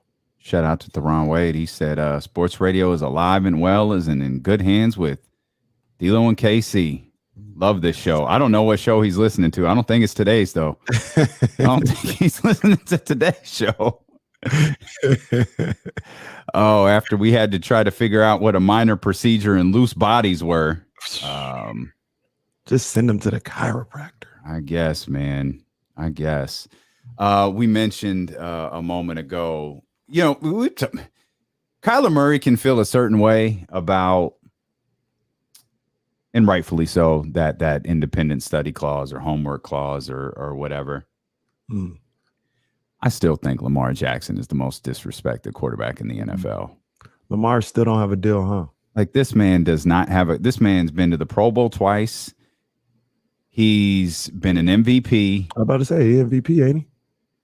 37-12 is his record as the Baltimore Ravens starting quarterback. And let's not forget, they drafted him at the very last pick of the first round. And they played Joe Flacco. Joe Flacco ran their season into the ground until Lamar Jackson came along and saved it and took them to the playoffs. Yeah. And yet still, you fight off guys like Bill Polian. You fight off switch positions. You fight off being a wide receiver and all this other stuff.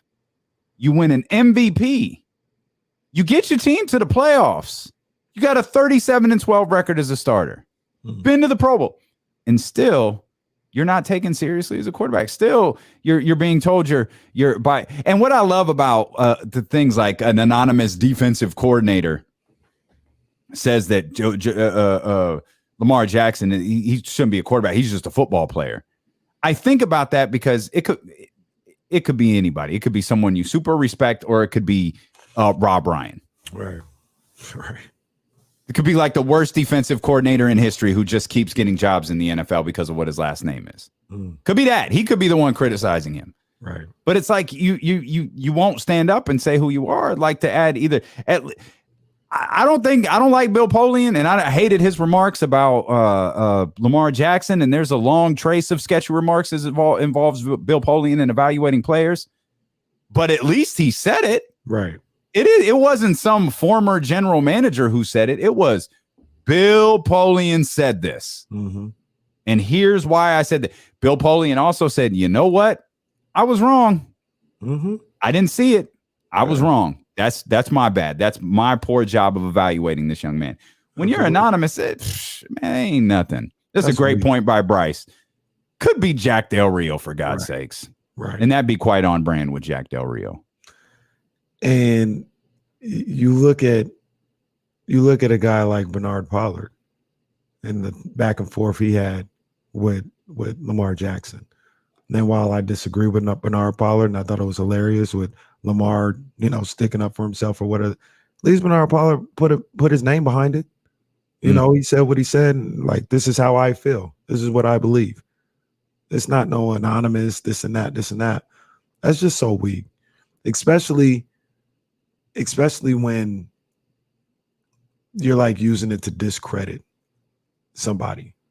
Like Polian, even with Polian, that was like a pre, career evaluation, which was dead wrong, and it's a problem in its own right. Yeah. But he saw what he saw, and he was like, you know what, I was wrong. Mm-hmm. This guy can go. How you're looking at Lamar Jackson right now and still just looking at him as just a football player in a negative connotation? I don't know what you're looking at, and I don't know what your deal is to see what he's been able to accomplish in this league as a quarterback. And you're still like, he's not really a quarterback. He's just a football player. What? Like I said, we're talking about an MVP. Right. That's crazy. You're right. He may be the most disrespected player in the NFL. How many football players that aren't quarterbacks throw 36 touchdowns in a season? Lead the league. 36 touchdowns, 9 interceptions. His second year in the league.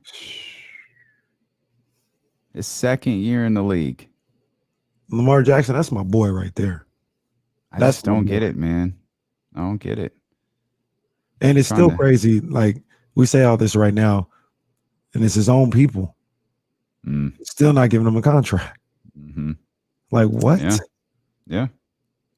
Get this man signed. If I was a Baltimore Ravens fan, I'm looking at from the outside looking in. Maybe they see him every day and they see, genuine concerns in his game or whatever. I don't know, but I'm on the outside looking in, and I'm like, Lamar need to be here at least for the next 5 years at the very least, if not forever.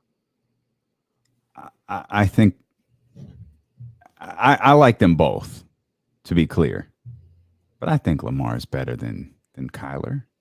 I think so. I think Kyler, I think they both have strong suits for sure. Like there are things that I think each is better at than the other. I think it really does boil down to the fact he's trying to do this himself. He's trying to do this with his and it's not that his mom isn't capable of negotiating a contract like this. I just think it's different. I think a lot of the thing with agents that we often don't take into account, it's not just law. It's not just understanding contracts. It's not just negotiating the terms of that specific deal. It's also the fact that if you're an agent representing someone the caliber of Lamar Jackson, you probably represent a defensive end at a really high caliber or an offensive lineman at a really high caliber. And that team doesn't want to do anything to piss you off. Mm-hmm. Mm-hmm. And so you negotiate, you work, you go to the table and you'll fight, but you always you do it with in the back of your mind. Oh, that tier 1 offensive lineman's a free agent in 2 years. Maybe we give on this. Yeah. Because we want to be able to work with this person again. Exactly. And when you and there are pluses and minuses to having one client. Yeah. And that's, Lamar, his mom, one client. They're looking out for Lamar. They're not looking out for anybody else. There's positives to that. And I think in this sense that we just laid out, there's a detriment to it too. Do you think that, like, even with him only having the one or his mom being the agent. She's got the one client. She's not really an NFL agent. She's Lamar Jackson's client or agent, right? Do you think they still hold a bit of power in that he can just not play? Like, we want to get a deal done. Like how we talk about with Deebo Samuel right now. He don't have a deal. And he's not going to practice, nor should he, until he has a deal.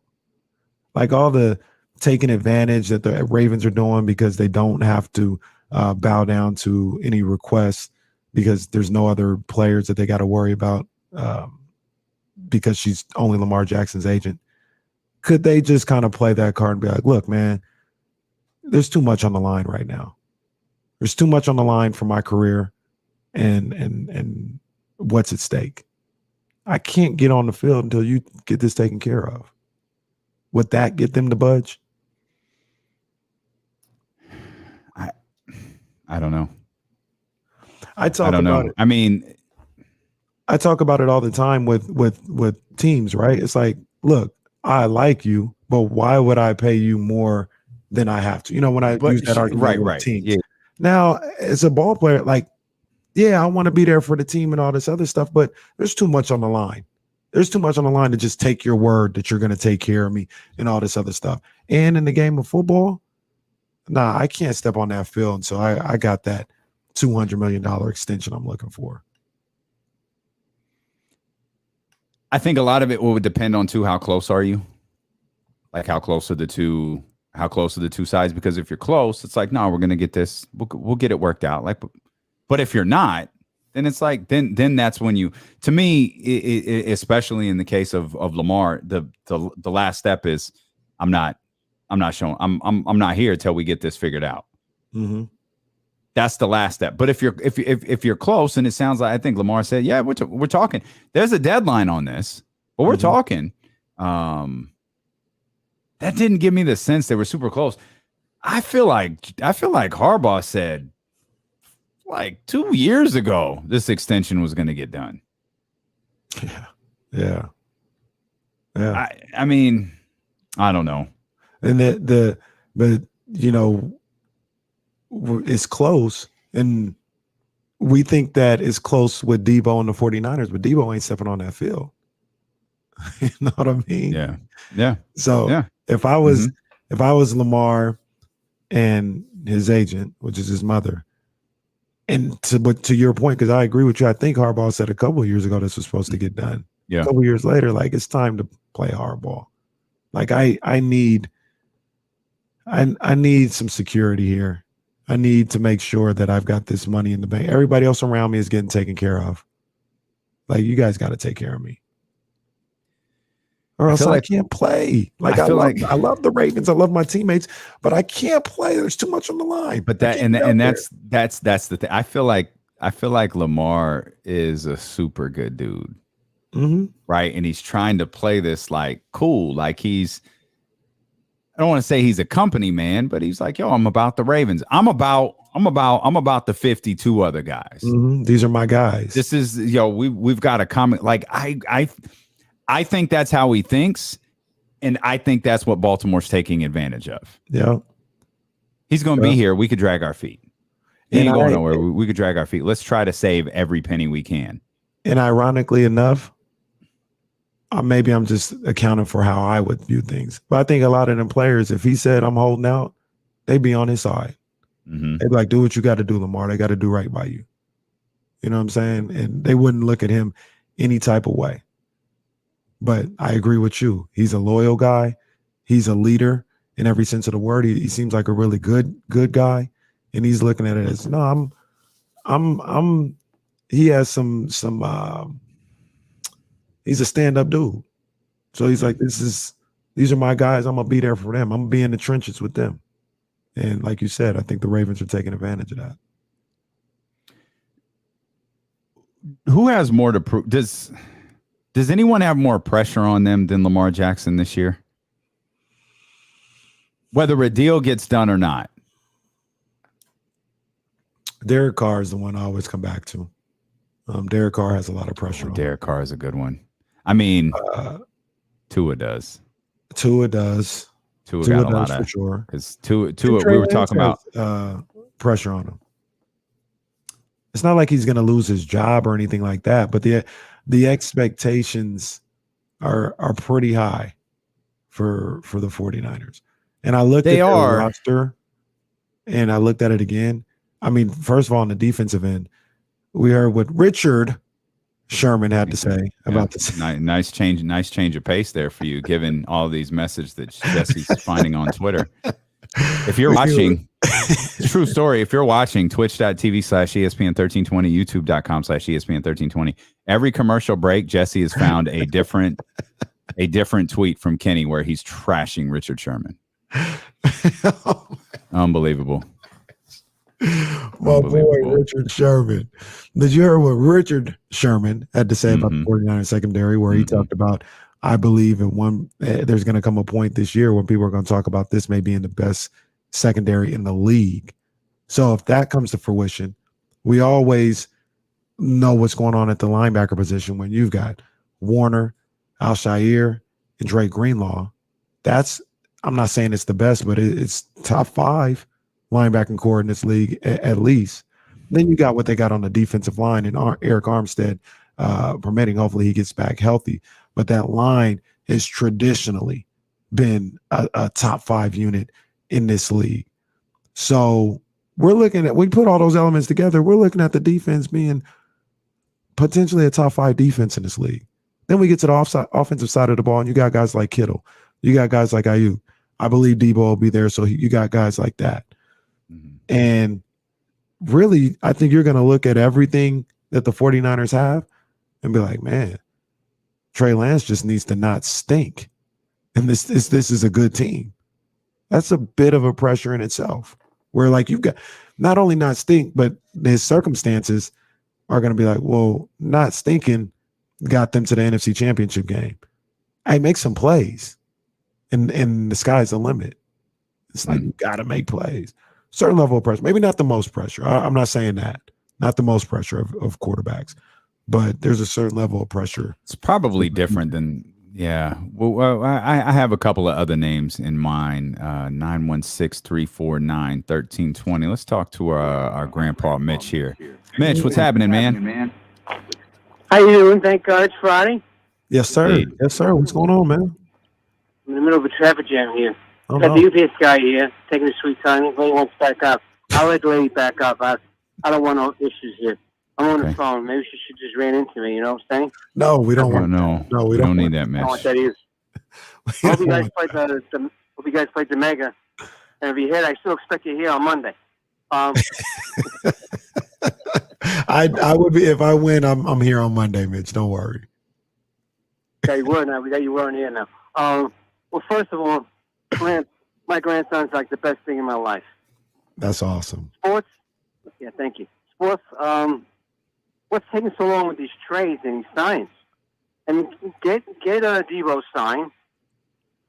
Maybe Jimmy should play another year, but I guess that's ship has sailed. Play another year and the rest of this guy learn more. I mean, you miss all opportunities to get a first round pick. I was in the Giants. They're not going anywhere this year. No, they're not. You're 100%. You're correct about that. You took us a lot of different directions there, Mitch, but I'm positive the last thing you said is 100% accurate. He said, "Get D Rose signed. Maybe Jimmy should play another year." What? I think he said Deebo. I think he said thought he said Deebo. D-Rose. No, I That's think why he was said thrown Deebo. off. I think he said Deebo. If he did say get D Rose signed, if he transitioned from D Rose to Jimmy Garoppolo, that's an all timer, even for Mitch. That's an all timer. But I'm pretty sure he said get Deebo signed. Okay, that makes a whole lot more sense. But I mean, Create a Mitch bingo card. See how many but look, random references he's we 100% can add. correct. Giants stink this year. They stink. Mhm.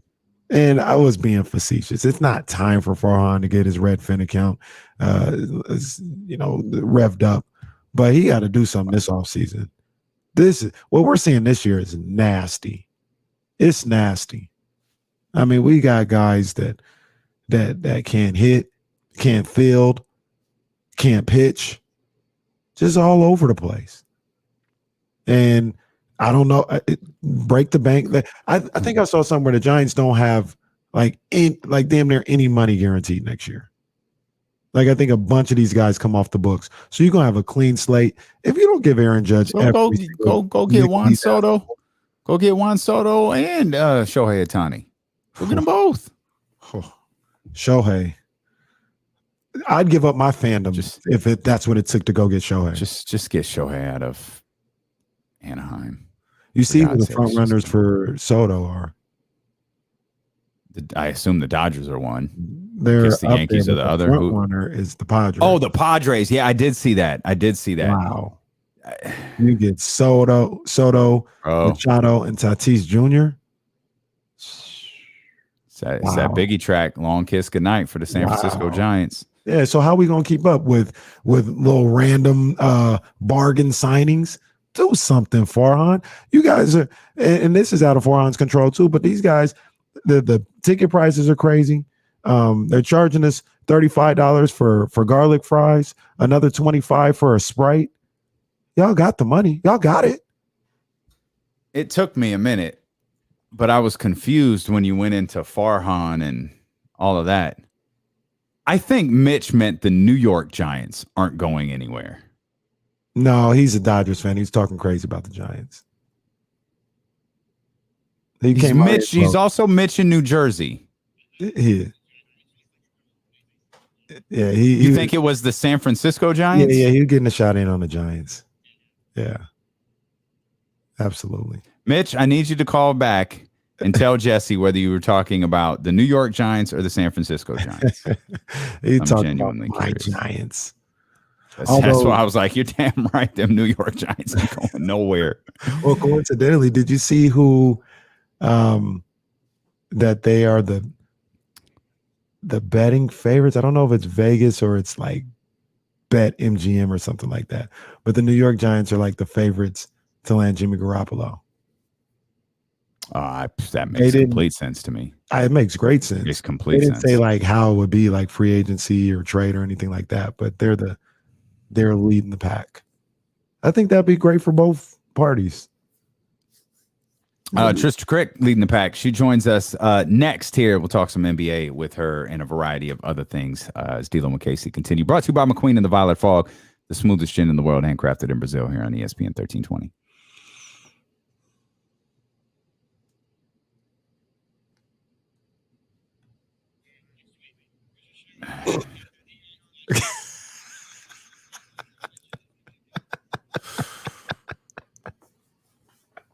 Wow. I think I remember that tweet.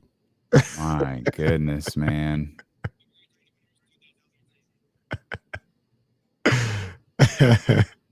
50's here. All right. Do a show or something. Go Kings. I've been meaning to say this for like 4 commercial breaks. I think Kyle's probably going to be on the phone today. Oh, okay. Do you have Kyle's number? Jesse. Okay. Yeah, I think he'll be on the phone, and then we'll kind of figure out the time we call him based on what Trysta does. 50 really leaning into his friendship with Vivek. Well, they did that brand, yeah. But that's his. I mean, that seems to be his guy. He's like, yo, I'm gonna come to the Kings game. Come hop on my IG. You know, let me hang out with the fellas. Hey, I'll be in Sacramento this Friday. Let's link up. Like, he leaning in. Oh, I ain't mad at him. I ain't mad at him either. I saw Black Bottles 916 today, by the way. Oh, word? Yeah, he came and pulled up on me because he brought some Black Bottles for a little celebration, little all-star weekend birthday celebration. My people, Coach JT and Tish are having this weekend. So very good. Yeah, man, I got some Black Bottles and Black Bottles pulled up on me, man. So it was good to see him. I ain't seen him in a while.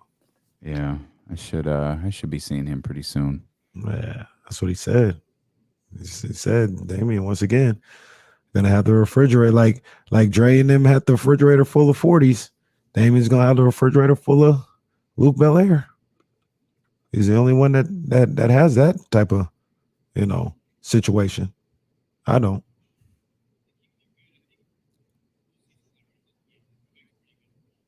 No, they fool with Vivek too. Mm-hmm. Vivek always have people pulling up. I think so too. I think you're right, Jesse. Yeah.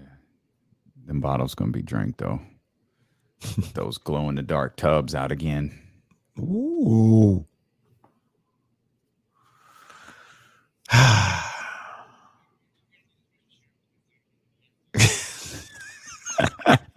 Did I at least stop calling him Dick?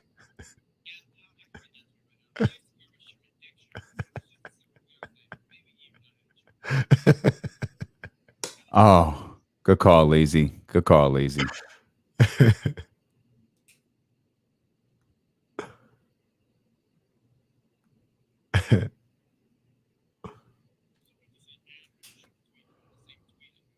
Oh, wow. Oh, my. Oh, my. Indeed. I spread it around. Like I did a little bamboo last night. I didn't do the McQueen. I did a little bamboo. I've really been feeling like some champagne recently, though, or some. I haven't had any champagne in a while. I'll save that for next weekend, but I've been craving that white bottle for a while. I know, man. Cell phone Trysta is special. Yo, see? Yep, that Balan and ginger ale. Yeah, it hits. I didn't know there was a difference between ginger ale and ginger beer. I didn't know they were different. Somebody I don't even know. I think I use ginger beer. I don't think I use ginger ale. Sorry, I was watching some type of IG or something like that, and somebody's like something about ginger ale, and they're like, I don't know what the hell ginger ale is, but we drink ginger ale.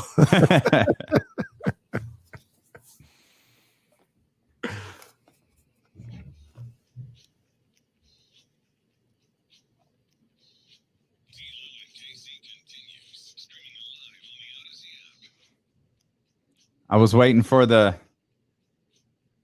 This is just like a loop. I need that. She got this. Oh, I want a girl with extensions in yeah, hair. it didn't need earrings, at least 2 pairs. Just waiting for it to happen. Bad attitude. That's all I need to get me in a good mood.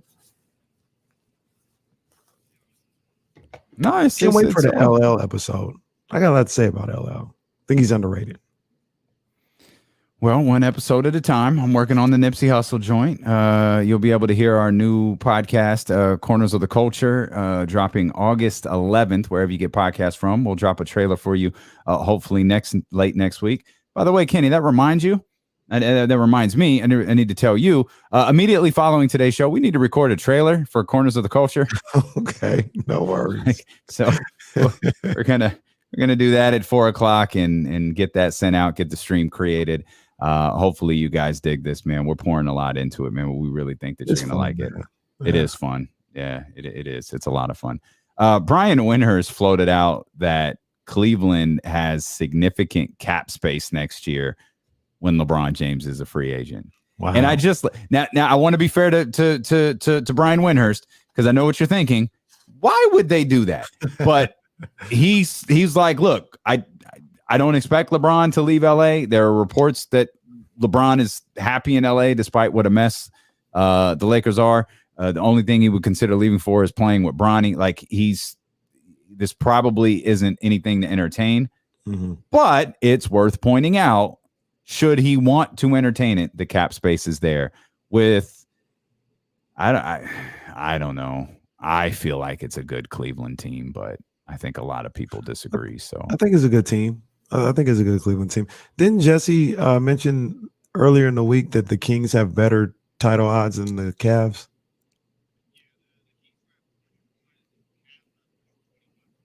That's a trip. that's wild. Yeah. That's a trip.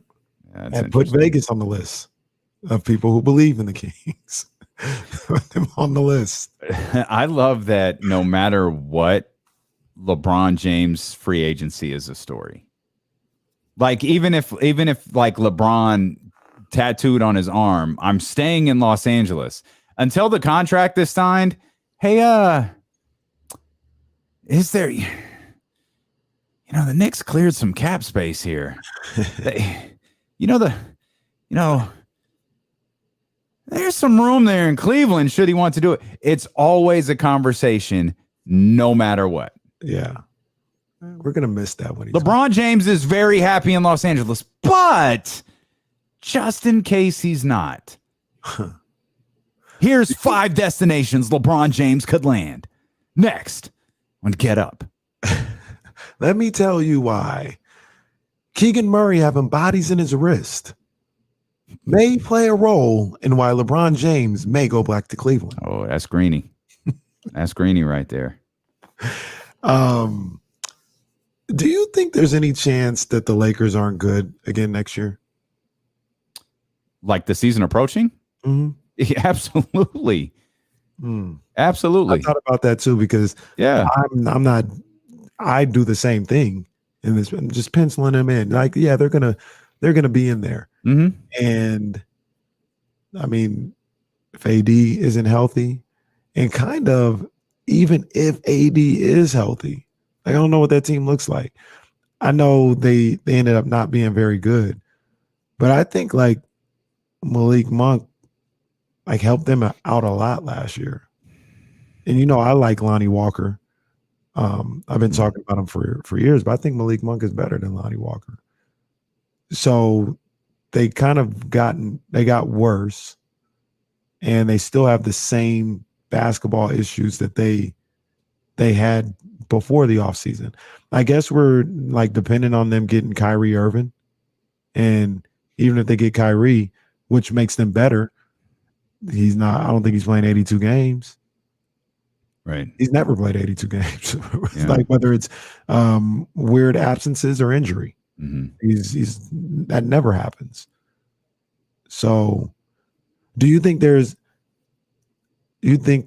and it's crazy to say really because LeBron James is there. Mm-hmm. LeBron James averaged like 30 last year, by the way. Yeah, he was. And that team was 33 and 49. Do you think there's a world out there where they miss the playoffs again? Yeah, absolutely. I can't imagine that. Absolutely. I can't imagine LeBron missing the playoffs again. No, I got you. Like I understand. That Lakers team was awful. Awful. Are they better? And I missed it? Even if Lonnie Walker, Malik Monk, even if that's a wash, like you're hanging on the hope that you're going to be able to. You have convinced yourself, this organization, that fan base, and the people who cover that team have convinced themselves that there's one issue on that squad, and if they get rid of it, it'll all be better. They convinced themselves they could trade Russell Westbrook for a bag of peanuts, and they'd be better. That team was trash last year. Terrible, like noticeable, because it's like, wow, I'm watching the greatest player on the planet on one of the worst teams I've ever seen. It is glaring. It was glaring how bad that Los Angeles Lakers team was. And there is not one thing that fixed it. Buddy Hield does not fix that team. Removing Russell Westbrook does not fix that team. Now, Anthony Davis playing 70 games, that fixes a lot of things. But I'm asking to see something that we haven't really seen yet. I feel like even a healthy AD, I think they make the playoffs, but I don't even think that's like a good team. Healthy AD, so that's LeBron, THT, and Westbrook. Like, I don't think that's like. I think you're still 9th seed team. Yeah, I think you're still in the play-in. Kings Lakers playing. Kings the 7th seed, Lakers the 8th seed. Nuts. Oh man. Oh, bring it on. Brett asked, when was the last time AD had a healthy for a full year? It was a long time ago. It was a good minute ago. Now, I think when you look back at the first 72 game season, it wasn't that bad. Let's take a quick look here. They won. That's it. Yeah, so that's 62 out of 72. Yeah. That's 62 out of 72. The second 72 game season was 36. Last year was 40. He played 36 in the second short season. Yeah. He got hurt in the playoffs, and that was pretty much it. And then his last season in New Orleans, he played 56. And then from 2016 through 2018, he played 75 games in both of those two seasons. And that is the most games he's played in a season, 75. He was averaging 28 and 11 in those seasons. He's a beast when he plays. Last two seasons, 23 and essentially 10 and 21 and 8. They still ain't got no shooting. Or that's what I mean. It's like, all right, 80's back. Okay, they're better, but how good are they? I'm not sold on this. Like, if you're gonna trade Russell Westbrook, like you're gonna have to do some magician stuff. If you believe Russell Westbrook is your own, because if you think trading Russell Westbrook for Buddy Hield fixes everything, boy. Well, the crazy thing about that is you make that deal, and I feel like it opens up another hole. Like right now, Russell Westbrook is a guy that can go get his own shot, even at this part of his career where it's not the same as like OKC or anything like that. He can still create his own shot. You're not getting that with Buddy Hield, and you don't have that anywhere else around. Everybody else is kind of station to station. LeBron can create his own shot. AD, you get him the ball in a certain spot, he can create his own AD type of shot. But Russell can get something on the perimeter. Malik, when he was there, he could get something on the perimeter and score at all three levels. You add Buddy, you're not getting that. You're not getting that. You're getting the shooter, but you're not getting that. It is weird to think about them missing the playoffs. Yeah. Again. Because that would be.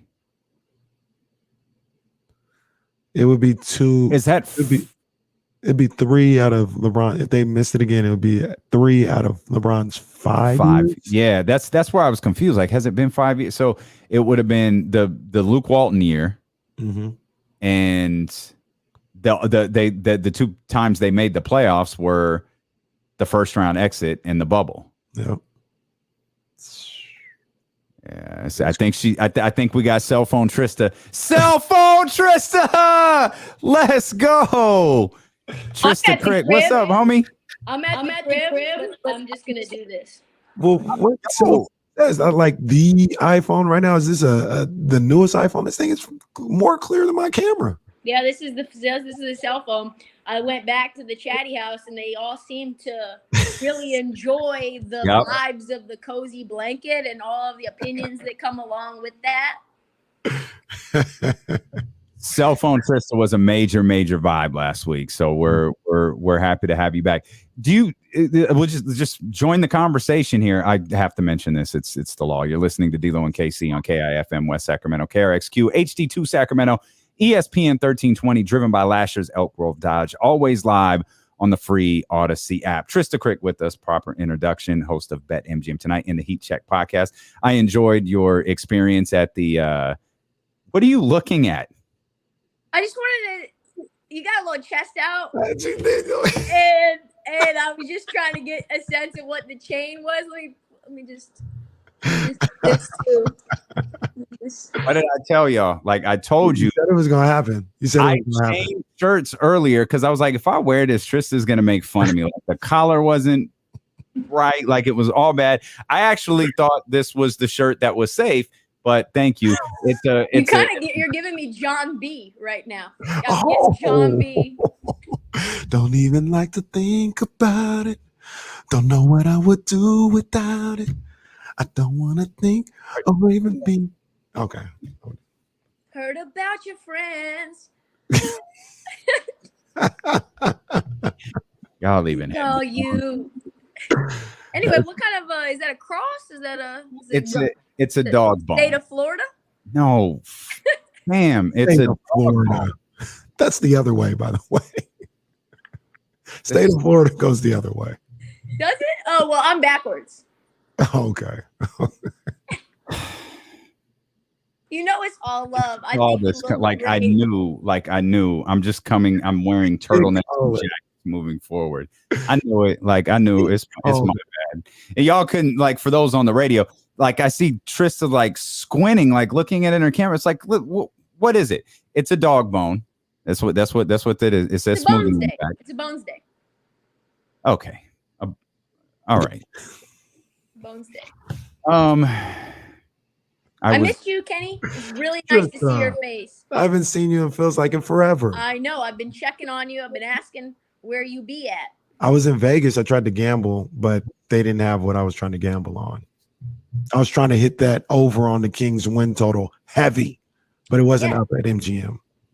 Yeah, some of these books, they don't have win totals up yet. Soon. Very, very soon. We got to put a pin in this. We don't have to talk about it now, but I have to tell you the story about Buddy Hield.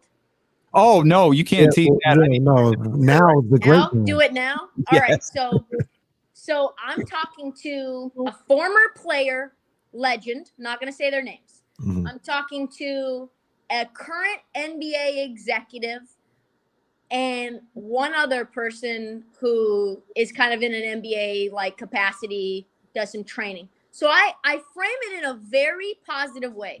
I said, guys, and I've asked you guys this exact same question on the show. So if you're a friend of show and you've listened, you know where I'm going with this about Buddy. Uh-huh. Do you think that Buddy's lack of success and just, I don't know what we will call it. We'll call it rancor around from the fan base is not Buddy's fault? Do you think that there's a possibility that because he was with New Orleans, was with Sacramento, no shade to Sacramento and dysfunction there at the top, and now to Indiana, do you think that Buddy could be any more than what he is now in a better system and organization? And before the former player starts to laugh, by the way, as this is happening, just can tell he's laughing. But I swear on my mother's life, this executive is like, hell no, Buddy Hield is dumb as stump. And I was like, yo, nobody, I wasn't actually even asking you.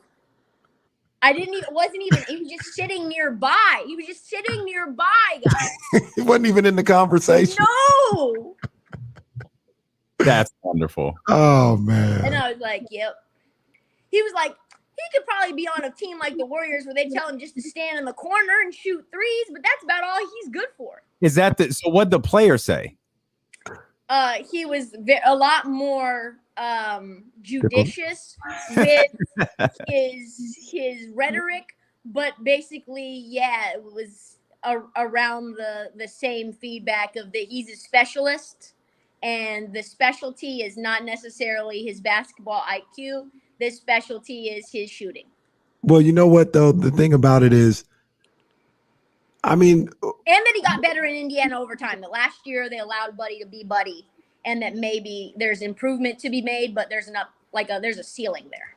The feeling that I always got around Buddy, and to be perfectly fair, maybe this is being judicious myself. I met Buddy a couple of times. Very nice dude. He was really cool. He was cool, and he didn't know me from anywhere. He's a good dude. He was great at Oklahoma too. Yeah, he's a good dude, right? But I think he would excel in the roles that these guys are talking about with different teams and things of that nature. But the problem always seems to be Buddy never sees himself like that.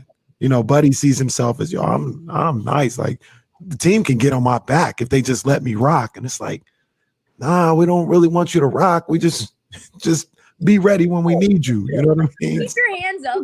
Stand over there.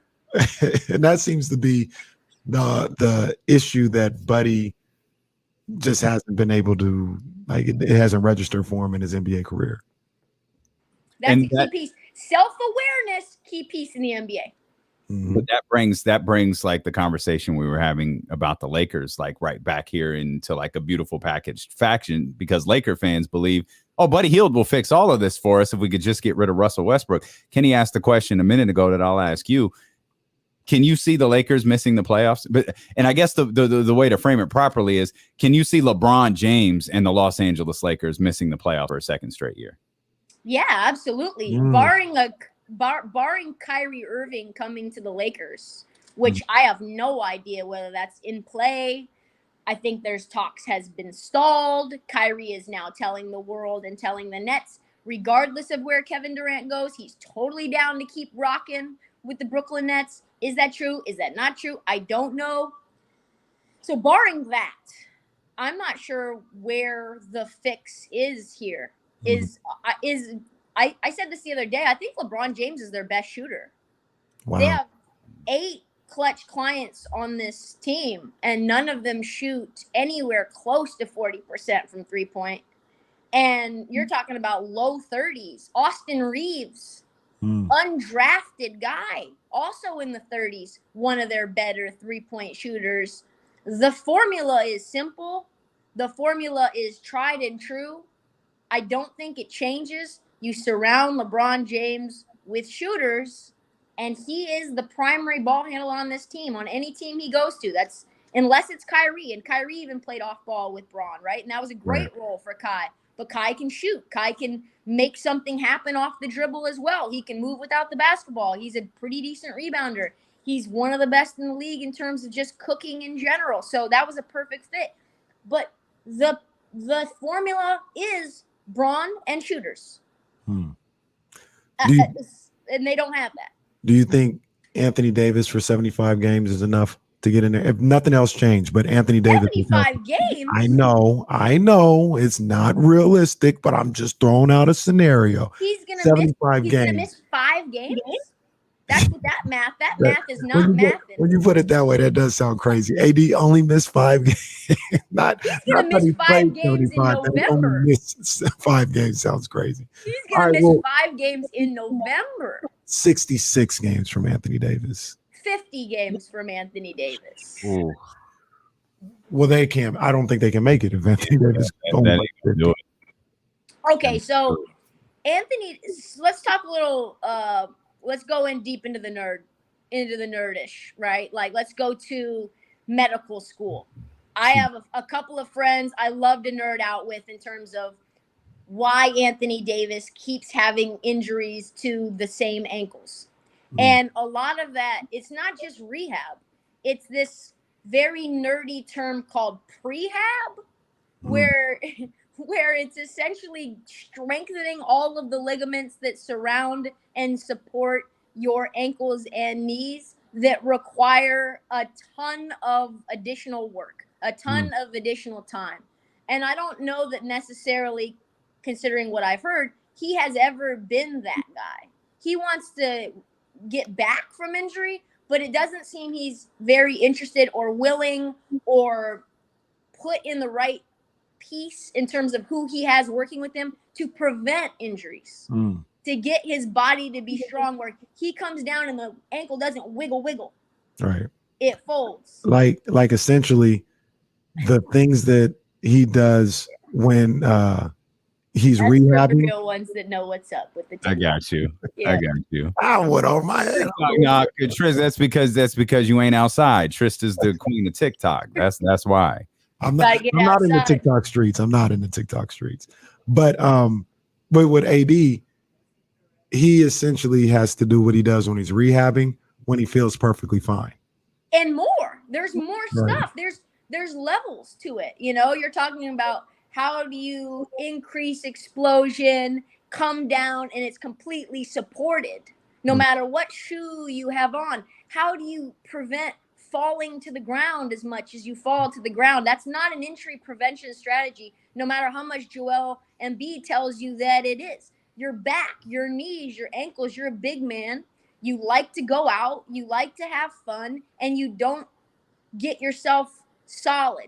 And like, that's a work ethic thing, in my opinion. LeBron James is much bigger in terms of his body, way more solid and durable. But that's because he puts in the work. He's always doing the right things. And if you do the wrong things at in increased duration and you're doing them all the time with the wrong trainer, we saw that's how, in my opinion, from what I've heard, that's what happened to Dame. you start doing some of these crazy moves with these wild trainers, and all of a sudden you've got injuries that don't make any dang sense, and you keep having them over and over. So anytime you have a recurring injury, it's like maybe it's you. I think that's who Dame was talking on the phone. The summer league phone call. What was that? I mean, there's no other way to slice it than he just wanted to look like he's on the phone. But wait, did you see he started talking at the end of that clip? Yes. He did not think it through. It's not a voice. You can't even say he was listening to his voicemail. There's so much more. You at least open the phone app so it doesn't turn horizontal like that. God, my G. That was hilarious. Lock it. The real ones know to just lock that so it never flips. It That's always stays vertical. And you were talking about KD and the Celtics on the latest edition of the Heat Check podcast. If I gave you your gambler, Brooklyn or the field for KD, what would you take? The entire season or just starting game one? Let's start with game one. I would put Brooklyn at a minus 200. So I think for every $100 you put in, you get $50 back. I would put the field at plus 160. So every dollar you get in, you get $1.60 back if you end up winning that bet. So I would say it's a little bit worse than 50-50 odds. What about trade deadline? I think that's much more interesting. Much different. Okay. And the question, I guess, is if Kevin Durant is with Kyrie, we don't really know why he's requesting this trade. Is it all stemming because Kai didn't get the max deal? He's telling the world that, and this is crazy to me. This is maybe one of the most insane things that I was thinking about last night. So they asked him at the Point Gods Showtime thing, hey, what's up with the Nets? And he said, I'm just going to say this. It's a coaching issue. And number one, you chose Steve Nash. That was you. You got to wear that. He's not a qualified coach, and people I spoke with at the Summer League also thought that was a banana land move. People who have been in the business a long time, and we respect and trust. Number two, KD has his own shooting coach and his own guy that he's had with him for a very long time. Kevin Durant is worth max money, as we all know. Kevin Durant is a cornerstone player that you want to build your franchise around. Yes, we all agree on that. Yes. If Kevin Durant says, hey, my shooting coach has to be on staff, what do you say? Okay. Okay. You don't fire him. They fired him and just let him go. If I'm Kevin Durant, I'm like, yo, that is obscene. I am everything to you. If I want someone just to keep me comfortable and carry my hookahs around, you pay that man. Right. You know, I agree. If he can't get his person, whatever this person does for him does not matter. He should get a guy that he decides I am comfortable shooting with, training with, whatever, and no questions asked. Yeah. And Bron got Randy. Like Kevin deserved his own Randy. Exactly. If Tom Brady had what's that guy's name with the blood? Alex Guerrero. Yeah, that's it. They had Guerrero had his own training facility and was working on Gronk across the street and created a faction between the organization and TB12. He had the whole TB12 thing rocking because that's how good Tom Brady is. If Kevin Durant can't get a guy, God bless us all. That means we're never getting any of our people in. You know? Can't even slide him through the side door if Kevin Durant can't get his guy in. That's true. It's real talk. Old world. Matthew Dellavedova is a king. That's the biggest story of the month, right? Congratulations to y'all. Thank you. Congratulations to y'all. How did you guys feel about my man Nick Ashew's breakdown on the Sacramento Kings? The Chatty House got very live, very raucous, many quote tweets. We would call that a ratio. You're welcome, BetQL. I just gave you guys some absolute shine and amplification with the Chatty House. I'm pretty sure like everyone in the chat house quote tweeted that because we were still on. It was like right after you left. And we just played it. I was like, Trysta tagged us in this. Let's just play it. Yeah, that got a reaction. I thought it was it was lazy. It was lazy. Like you didn't really look at anything that was done. You just said the Kings haven't won in a long time, and Vivek is a bad owner. Right. And if you're gonna go through that whole exercise and that's gonna be your outcome, like I understand that, but say that's what it is. Just say like, they could go sign LeBron, and until they win, I'm not gonna believe they are. But I thought this is a good sign. It's a good signing, but until they prove it, I can't believe them. This is why we hate the national media. Yeah, well, national media outside of Trysta Krick, they're just all crazy. They're just actually the national media. That's the new hot take right now, Trysta. You see that the Kings are gonna break the streak. That's the new hot take. Mark Spears, Chris Mannix. They're late. That's what it is. They're late to the party. Trysta, you know what we did say yesterday? I think the Kings are going to be better than the Blazers. I didn't like what the Blazers did this offseason. I mean, that's not a crazy wild take, honestly. The only thing that you have going against you in that regard is that Damian Lillard, if Damian Lillard actually is in the best shape of his entire life, and he's been playing MVP caliber basketball with a torn abdomen where it hurts for him to even lay down and grab a chip out of his chip bowl when he's laying on the couch, and he's feeling amazing now, then Damian Lillard's going to win games all by his lonesome. That's facts. But if it looks bleak, we'll call it by the trade deadline, I would not be shocked if broken toenails turn into shutdown for the season. And there's a lot of people that are going to be tanking for Victor Wembanyama.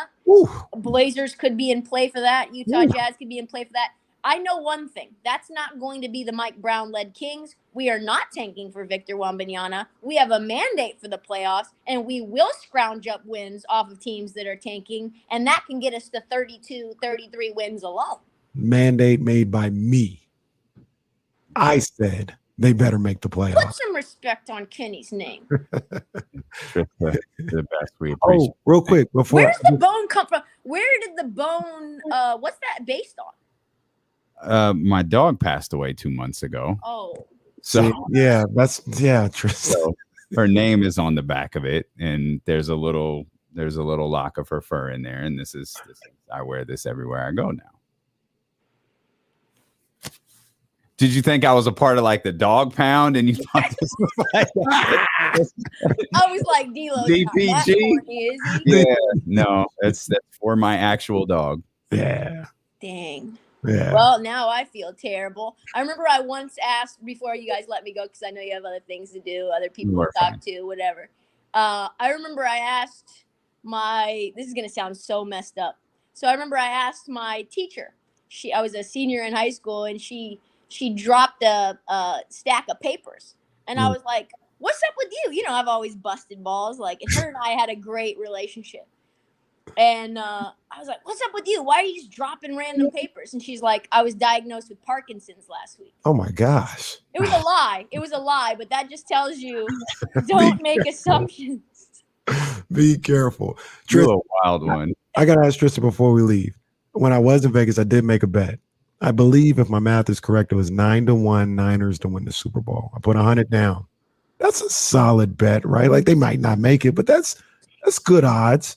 How much more do you feel Trey Lance is going to give you? I mean, he could give you a lot more than what Jimmy did. You think it's a Alex Smith Mahomes situation? No, I don't think he's going to get as high as Mahomes did. But if he can get 60% of like the difference between Smith and Mahomes, they can win the Super Bowl. You've got, I would say, some of the best weapons in the game. Brandon Ayuk has emerged as a quote-unquote leader under Shanahan. That's what Shanahan said. Deebo, if he continues to be healthy, happy, he's healthy. But if he decides I don't want to ask for a trade, I'll actually ride this thing out. You've got, doesn't matter who's the running back. You guys know what time it is. It could be anyone. some of the best. That's exactly how Kyle Shanahan feels. Yeah, it doesn't matter. You guys know what it is. I've got schemes. One of the best guys in terms of out scheming his opponents. Doesn't matter who, even Sean McVay. Doesn't matter if it's Matt LaFleur. They can all get it. One of the best pass rushers in the league. Yeah, I don't hate it. Money well gambled is what I called it. I took over 10 wins for the Niners. Oh yeah. I should have took that too. Give me that all day. Give me that all day. Good seeing you again, Trysta. D'Lo, I'm sorry about that. Watch it actually not be that. It's just you yeah, we got her. No, it is. She's gonna start pranking me just to make me look evil. No. I called. I knew. I was like, this shirt's low. Like, yeah, Trista's it looks good though. You have a good dry cleaner. It's a good shirt. It's a real good shirt. It's very icy. It looks like it's never been worn before. Freshly pressed. All right. He's like, yeah, I'm gonna show out today. He shaved his chest. Okay. Thank you, Trysta. We'll see you. Hey, let me know about those shoes though. Yeah, of course. Yeah, no, they're on their way now. Yeah, they're on their way. I love you guys. Great seeing you, Kenny. It's been a minute. Good seeing you, Trysta. Bye, Trysta. Check out the blanket. Nice swag. She got her New York City tourist hoodie on. No, this is Kith. Oh, wow, I'm sorry. Excuse me. My bad. I'll show myself. Yeah, I'll show myself the door. Damn. Yeah, you know what time it is. I don't wear tourist tees. Yeah, I see. That's my bad. I'll see you guys around. You guys have a great time. Take care, Trysta. Trysta Krick to Kyle Madson. We were gonna call you, buddy. Like I didn't. You didn't have to hit the stream. I was gonna call you. Is he in Vince McMahon's office? So what? Are you in McMahon's office? I believe was the question. Yeah, he retired, so he let me move in. Okay. I like this setup better. Okay. All right. You look good. You look good. How's everything? If you just hurt yourselves, it's because my dad walked in listening to us. It's fine. Oh, that's very nice. Yeah, no, I'm good. How are you guys? What's going on? Good, man. I'm glad to be back. Glad to see my man Kyle. After being gone last week. Niners are in camp right now, so I'm getting juiced up, man. But before we dive into the Niners, I'd actually like to get your thoughts on some of the stuff Trysta just said. But let's credit Kyle Madson because he's produced quite a bit of this week's show. It was a text from Kyle Madson that launched the De'Aaron Fox, Kyler Murray conversation, and it was a weekend conversation about Sacramento being a great sports town. Which we wound up getting a ton of leverage at. So I'll hit up Matt and ask him to give you a pay increase because you're working in markets. Yeah, please do that. That would be great. That would be terrific for my life.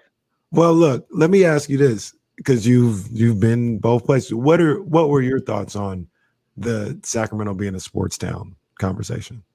Yeah, it's kind of interesting because it depends on the gauge, but I was talking to my buddy Chris Biederman, who covers the 49ers for the B. I was talking to him about that, and he was at the Sac Republic game the other night against Sporting KC, and I hit him up and I was like, this impacts us. Like, this is a good sports town. Mm. When there's sports happening, it is like a place that you want to be. Mm. That's not the case. Like, I live right near Phoenix. When the Cardinals were playing, they were good. It was the year they went to the NFC title game and got housed by the Panthers. It wasn't like a buzz, like, oh, we gotta get to the Cardinals game. Like, people are it wasn't like that. It's not like that for the Diamondbacks. It's more of a Suns town than anything. But like Sacramento, like I said, depending on your gauge, I think it's a good sports town because when the teams are good, there's not a lot of better places to watch a game. And I think that has to do with the people in the city. Yeah. So I'm trying to work through exactly what we're hearing. You're connected to your earbuds, I'm guessing, but I don't think the connection is the best. Can we switch to like a speaker or something? Yeah. How's this? That's good. Now we working. That's good right there. You sound like $4 million. Oh, you can't. Well, that's a problem. You should probably be able to hear us. That's how conversations work. I do think you can turn us up a little bit, and it won't create a horrible echo if you turn us up a little bit. All right, I'm waiting. Check 1, check 2. Great. Check 1, check 2. Just keep waiting. There we go. I mean, I'm back. That's not, Probably Huh? Oh, problem's the microphone. I just realized. Oh, then okay. okay. Kyle left. Kyle said, "The hell with this. I don't want any part of this." I don't know what he was trying to do. We could have just walked that through. There ain't no fourth wall on this show. There ain't never been no fourth wall on this show. Especially on a Friday. Especially following Trysta. Trysta, that's my girl. Trysta thought I joined the dog pound and DPG here in 2022. Hey, while we have a second, because something came up on the screen I'm watching that reminded me of this. We talked about Jimmy Butler, huh? Privately, we didn't talk about Jimmy on the show.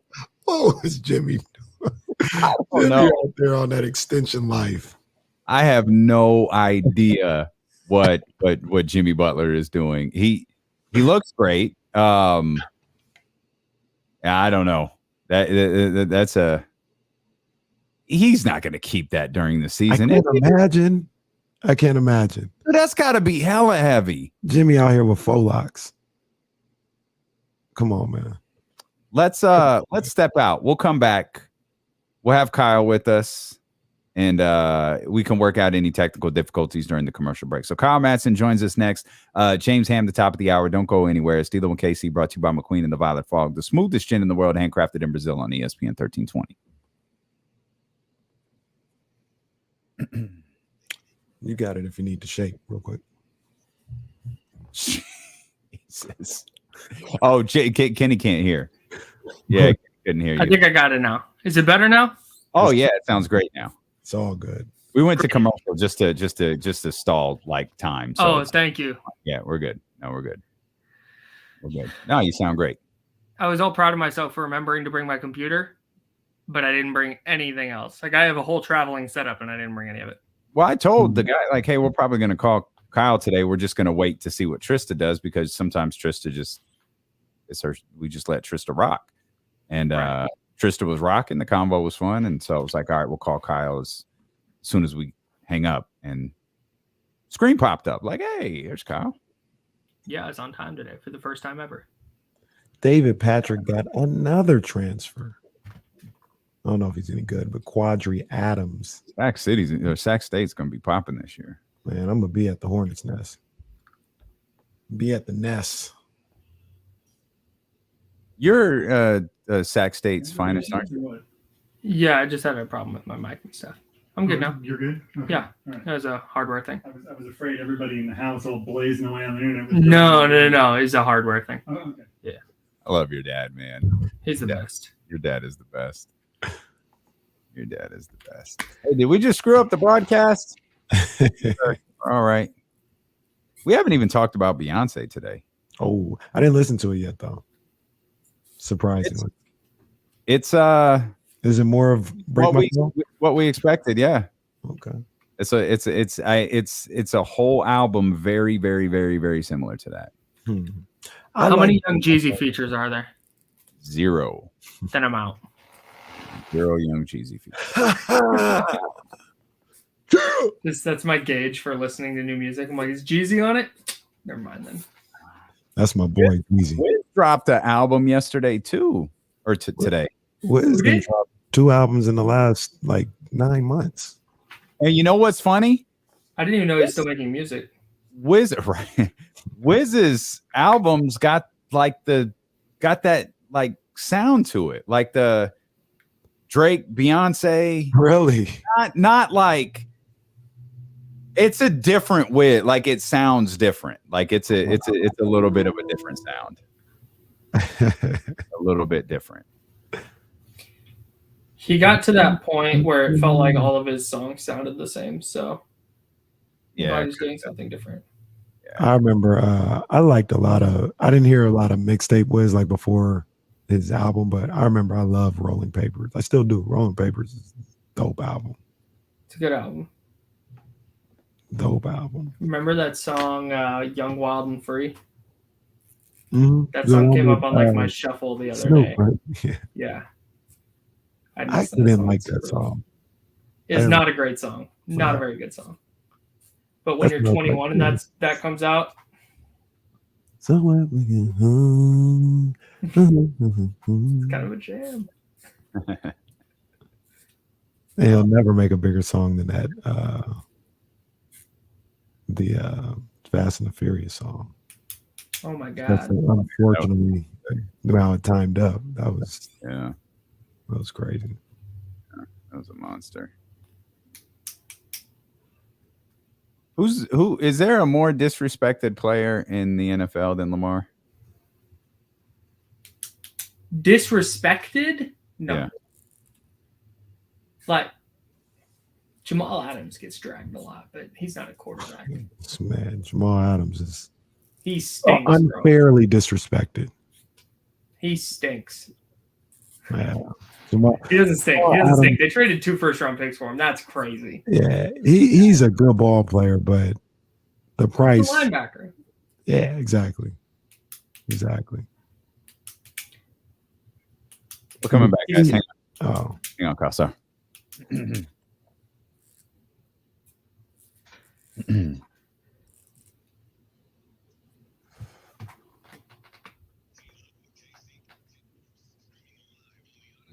All right, we're back up and running here with Kyle Madson, curator of vibes over at 95.7 The Game in San Francisco, host of the Candlestick Chronicles, with Chris Peterman.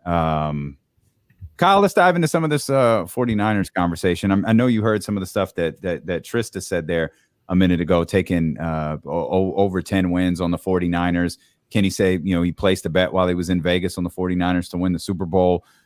How much of it, because we have this discussion regularly in regards to Trey Lance, is it just at worst, if you're just what Jimmy was last year, this team is fine. But if all those other intangibles, all of those other things, all those other reasons you were drafted at 3 really start to come into play this first year, sky's the limit? Yeah, for the most part. But I'm of the mind that there's going to be a little bit of a learning curve for him just because he hasn't played a ton of football. So it's going to look different than it did with Jimmy Garoppolo. Like maybe he misses a 1st and 10 throw over the middle that Garoppolo would have hit, because for all the knocks against Jimmy, he's really accurate in that middle area of the field, and that's not Trey's strength. So maybe it looks a little different, but I think where he might miss a 1st and 10 throw, he'll convert a 3rd and 6 that Garoppolo was unable to. I think Kyle Shanahan gets to open up his playbook a little more, or go to a different portion of his playbook, especially in short yardage and 4th down and goal line situations. So I don't think it's a stretch to think the Niners can be as good as they were last year offensively, even if Trey is not hitting his ceiling or reaching his ceiling, just because of all the different things, how much more dynamic he is as a player. Right. And I was reading something today, and it was a good point about how I agree with you 100%. There's a learning curve for Trey Lance. I mean, this is going to be his first time around the NFL. They're going to fool him sometimes. They're going to give him things that he never saw before, and he's going to make a mistake. Like, I'm fully expecting that. But they also talked about how there's like there's a learning curve probably for Kyle Shanahan about what the strengths and weaknesses is of Trey Lance. When he had Jimmy Garoppolo, he had him for a few years. He knew where Jimmy was comfortable. He knew where he could make the throws and be okay. And there was no learning curve anymore with Jimmy Garoppolo. Now, it may not be the same, and you got to tailor your offense to that. Like maybe you can go outside the numbers a little bit more with Trey Lance. Maybe he's not as comfortable going over the middle as Jimmy Garoppolo was, so you got to be aware of that.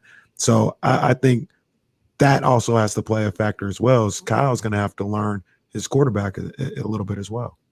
Yeah, definitely. And what you said about being able to throw outside the numbers and down the field, I just think it's going to open Trey, just his skill set is going to open more areas of the field for the 49ers. But again, if he can't complete the passes, it doesn't really matter. If he's completing 53 or 54% of his throws, I'm not sure it's going to matter how many areas of the field they have open up. So it's definitely a question. And when you talk about the Super Bowl, like it's hard. It's hard. Ask Aaron Rodgers how hard it is to get to and win a Super Bowl. Like expecting that from Trey Lance in year one, even if he's good, like it's going to be really, really hard. So I wouldn't necessarily put that as like the expectation, but it wouldn't like floor me if they went for sure. Patrick Mahomes didn't even do it. Right. Shout out to D Ford. Right. Does DK's contract mean anything for Deebo? It would maybe it would indicate that like that's the last domino to fall. And if the 49ers are waiting around to see what DK Metcalf's deal was going to look like so they could go off of that. I'm fascinated by the 3-year thing though, because Terry McLaurin got 3 years, DK Metcalf's now gotten 3 years, and Deebo, in my mind, Ian Rappaport, his reporting on the whole trade situation from the beginning has been that Deebo's unhappy with his role. He doesn't want to play running back because it's going to mess with his longevity and mess up his future earning potential. So he's going to be 30 if he signs a 3-year deal, he would be 29 turning 30 when he's on the market, when he's a free agent next. So it wouldn't surprise me if he wants that 3-year deal to try and get one more bite at the apple when he's 30, where he can still be in his prime. And if he's not running the ball as much, he can still have some of those kind of prime years left. So I think that, if anything, might motivate that deal or push that deal in a certain direction where, because if Deebo asks for 3 and 72 with what DK get 58.2 guaranteed and Deebo wants 60 guaranteed, like the Niners are doing that. Because then they're out from under it in 2 or 3 years, and if he gets hurt or he's just not effective into his late 20s, then so be it. Yeah, I think it's just me just looking at reading the tea leaves. I always feel like 60 million was guaranteed is what they wanted to get to, and I know a lot of it earlier was like the amount per year. People are saying 25 million, whatever. But we all know that doesn't mean a whole lot. I think the guaranteed is what they're looking at. And when you talk about Tory Dandy, the agent, I think AJ, I don't remember what AJ Brown got, but I think didn't DK get more guaranteed than AJ Brown? Yeah, DK got the most guaranteed ever for a wide receiver. Got you. So I think bananas to me. I think he's trying to get Deebo to 60. Yeah, definitely. That wouldn't surprise me at all, especially since it's kind of incrementally gone up. So, I mean, 60 mil guaranteed is a lot, but when you talk about Deebo's importance to this offense, and especially with Trey Lance, you need him to have as good of a supporting cast as possible because, like we talked about, there is going to be that little bit of a learning curve for him. And a Niners receiving core with Deebo Samuel looks a lot better than one without it. No. Did you get the chance to watch Trey Lance the last couple of days? No. My show was right in the middle of training camp. I thought you might leave your show and just let them fend for themselves and go watch Trey Lance. That was actually my hope of what you would. When do you think? Because they start pads, I think Monday. Yes. Tuesday, Wednesday, like when are people going to start overreacting one way or another to what we see from Trey Lance? Well, it's already started because I think Matt Mayoga had him at like 4 of 11 today with a pick, and it's already like, he can't complete a pass. And again, maybe that's right. Like maybe that's right. Maybe that's how it goes. Maybe he just is inaccurate, and that's what it is. But reacting after day 3 of camp is nuts.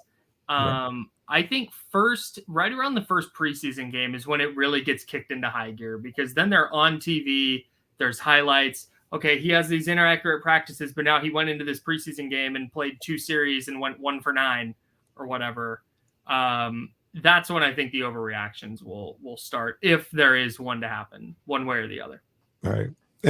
And I look at Trey Lance as a guy where, like you said, it may not click. He may have issues, but I'm not going to get any of that in this training camp thing. Me personally, I don't feel that way. Also, another thing that I've seen from Trey Lance and what I believe in him as a ball player is he's a guy that needs to get going over time, whether that's throughout the season or even throughout a game. You look at those 2 games that he played last year. He started off slow, as the game went along and he got more settled in, he got better. And I think that's kind of who he is as a player. Obviously, you want to make sure that he starts as well as he possibly can. So you don't want that to happen every time. But I just think that's kind of his MO right now. Maybe that's him as a player, or maybe him because he's younger. But I think he's the type of guy that gets better over time. Yeah, and I think the Niners are hoping that too. There's been a big thing this offseason, people talking about how he doesn't make the same mistake twice. Like Steve Young's talked about it. Trey talked about it in his press conference yesterday when he was talking about the interceptions in practice. It's like, it's not good, but I thought we moved forward as an offense is what he said. And he liked the way he bounced back. And I think that's more important than not throwing the interceptions. Remember, I just posted this on Twitter. Remember Patrick Mahomes' first training camp when everybody was freaking out because he threw like 6 interceptions in one camp, and there was one day of practice, and there was a day play in the red zone where he should have run it, but he threw a pick, and oh my gosh, his decision making. It's like, no, these are super talented players. And not saying Trey Lance is going to be Patrick Mahomes. It's not a player comparison, it's a situational comparison. So he is a super talented player who is figuring out like the boundaries of what he can and can't do in the NFL. And he's facing a really good defense. The Niners might have a top 5 or 6 defense in the NFL this year. So he's facing a really good defense. He's figuring out what throws he can and can't make. If he's making these mistakes in practice, like that's fine. Or if they're different mistakes, like that's not a huge deal. In the regular season, it's a different story. But until we see this inaccuracy and these interceptions and decision-making happen in games that count, it's not going to be something that I'm going to flip a table over. Any reason to flip a table over Armstead's injury? No. Good. Okay. Making sure. No, I mean, you never want to see a player get hurt, but it's super early in camp. He has a sprained MCL. That's a pretty routine thing. You rest, you do your rehab, and you're back in a few weeks. It wouldn't surprise me if they do a thing where he just doesn't play in the preseason, or maybe doesn't play until like the 3rd preseason game where they just take it super easy with him. But he had some injury problems early in his career, hasn't missed a game in the last 4.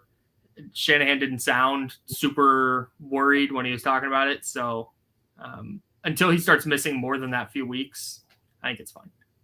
Kyle Madson, Niners Wire, Candlestick Chronicles, and of course 95.7 The Game in San Francisco. Kyle, we appreciate you. James Ham joins us. The bearer of bad news. We'll talk about the Keegan Murray procedure and the little bodies that were floating around in his wrist when we return here on ESPN. What? Yeah, little bodies in his wrist. They had to go evacuate them. I'll tell you about it. See you at 13:20. We're clear. Like a Magic School Bus situation? So, good call. Little bodies. Shout out to everybody that got the Magic School Bus right. Oh, I love the Magic School Bus. I'll see you, Kyle. Yeah, not for me. Yeah, I missed that one. Really? I don't. Yeah, I guess. Well, hang on. How old's Are you trying to figure out how old I am? Casey. No, I know how old you are. 39. And he was on, and you're not a man? Huh. Interesting. Unless Hulk Hogan was on the Magic School Bus, I probably missed it. I probably missed it. You're one of those. You're one of those kids. Yeah. I say. What are you doing with your folks this weekend? My brother and his family are in town again. So my brother is in the Air Force. He's in Japan right now. I hadn't seen them in like 6 years. They like kind of last second were like, hey, we're coming to visit. They were here for 10 days, and then they did some other traveling to see some other family, and now they are back here today, and then they fly out to Japan tomorrow morning. Oh, okay. So hanging out with them today. Good stuff. Yeah, man. Good stuff. All right. I was trying to figure out, I knew I had something going on next week, and I was trying to figure out what it was. I couldn't remember. And then I just remembered right now, and I got super excited. I'm glad you remembered. Did I tell you? I think I texted you about this, but I can't remember. I did Bumbu with ginger beer the other day, and it tasted like cream soda. Yes, you did. You told me. I think you told me that in person. Yeah. Dude. That I gotta try that. I think I have one. I have to go get more ginger beer. But I think I have one left. I'm gonna try that. Dude, you have to. It's so good. Yeah, that's a winner. That is a winner. Is that where your brother is station? I have no idea. I just know he's in Okinawa. I think there's 2 in Okinawa, and I don't know which one he's at. And there you have it. Did I ever review Obi-Wan? I didn't. I liked it a lot. I'm not big into the like. I'm not gonna dislike a show because like, oh, it doesn't match with the timeline set in A New Hope or whatever. Like that just doesn't. It's that kind of timeline plot stuff doesn't bother me. I liked Obi-Wan very much. Me too. It's one of my favorites. You're dialed. Yeah. Locked. That seeing young Leia just really hits you. Yeah. Tugged at your heartstrings. It does. Yeah. It's a big moment. Big moment. A good podcast idea was I didn't hate the prequels. I mean I didn't love them, but they're fine. No, the first couple stuff it's fine. A good podcast would be you and KC consuming like nerd culture content that you haven't consumed yet. Mm-hmm. Call it the Nerd Culture Corner. And then you guys talk about it on a podcast. I would listen to 4 hours of that. Just you guys trying to make sense of Star Wars. And it's still a secret. Heather doesn't know that I've never seen any of that stuff, right? Oh, she does. Oh, she does. Oh, and she still sure let me be around it. That's good. Okay. Yeah. I did. She likes it more than I do. Okay. Understandable. Okay. I'm going to leave now. All right, man. Tell everyone I said hi. All right. Later. All right, man. See ya. I can't lie. I really got to go to the bathroom. I feel like I saw RoboCop when I was younger.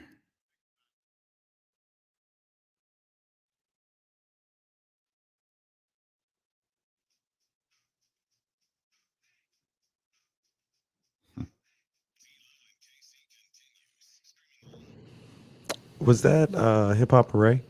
Yeah. Yeah, I thought so. Yeah.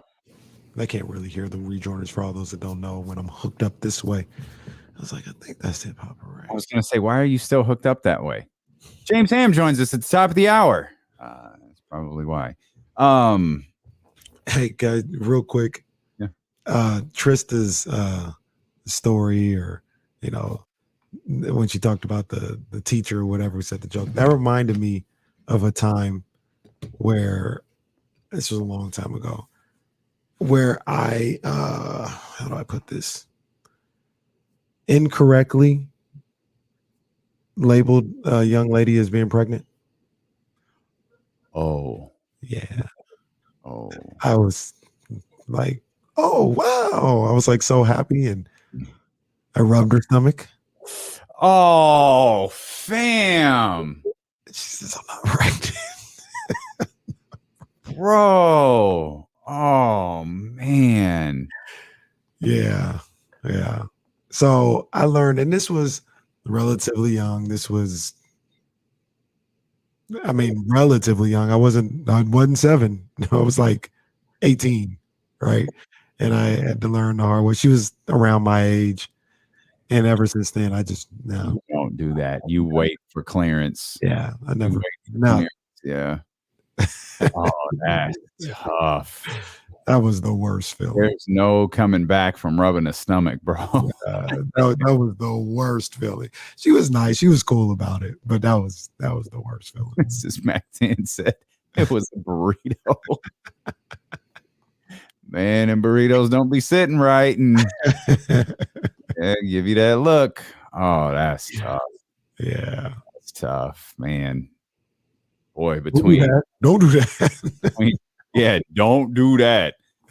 Between your behavior with that young lady and Richard Sherman, boy, it just hasn't been the best day for younger Kenny, man. This has just been tough. Your character, my boy Richard Sherman. Hey, the day was great. Trysta talking about me. It's been a rough day for D'Lo and KC. But you know what? The day was great because me and Bobby Gerald are friends now. Yes.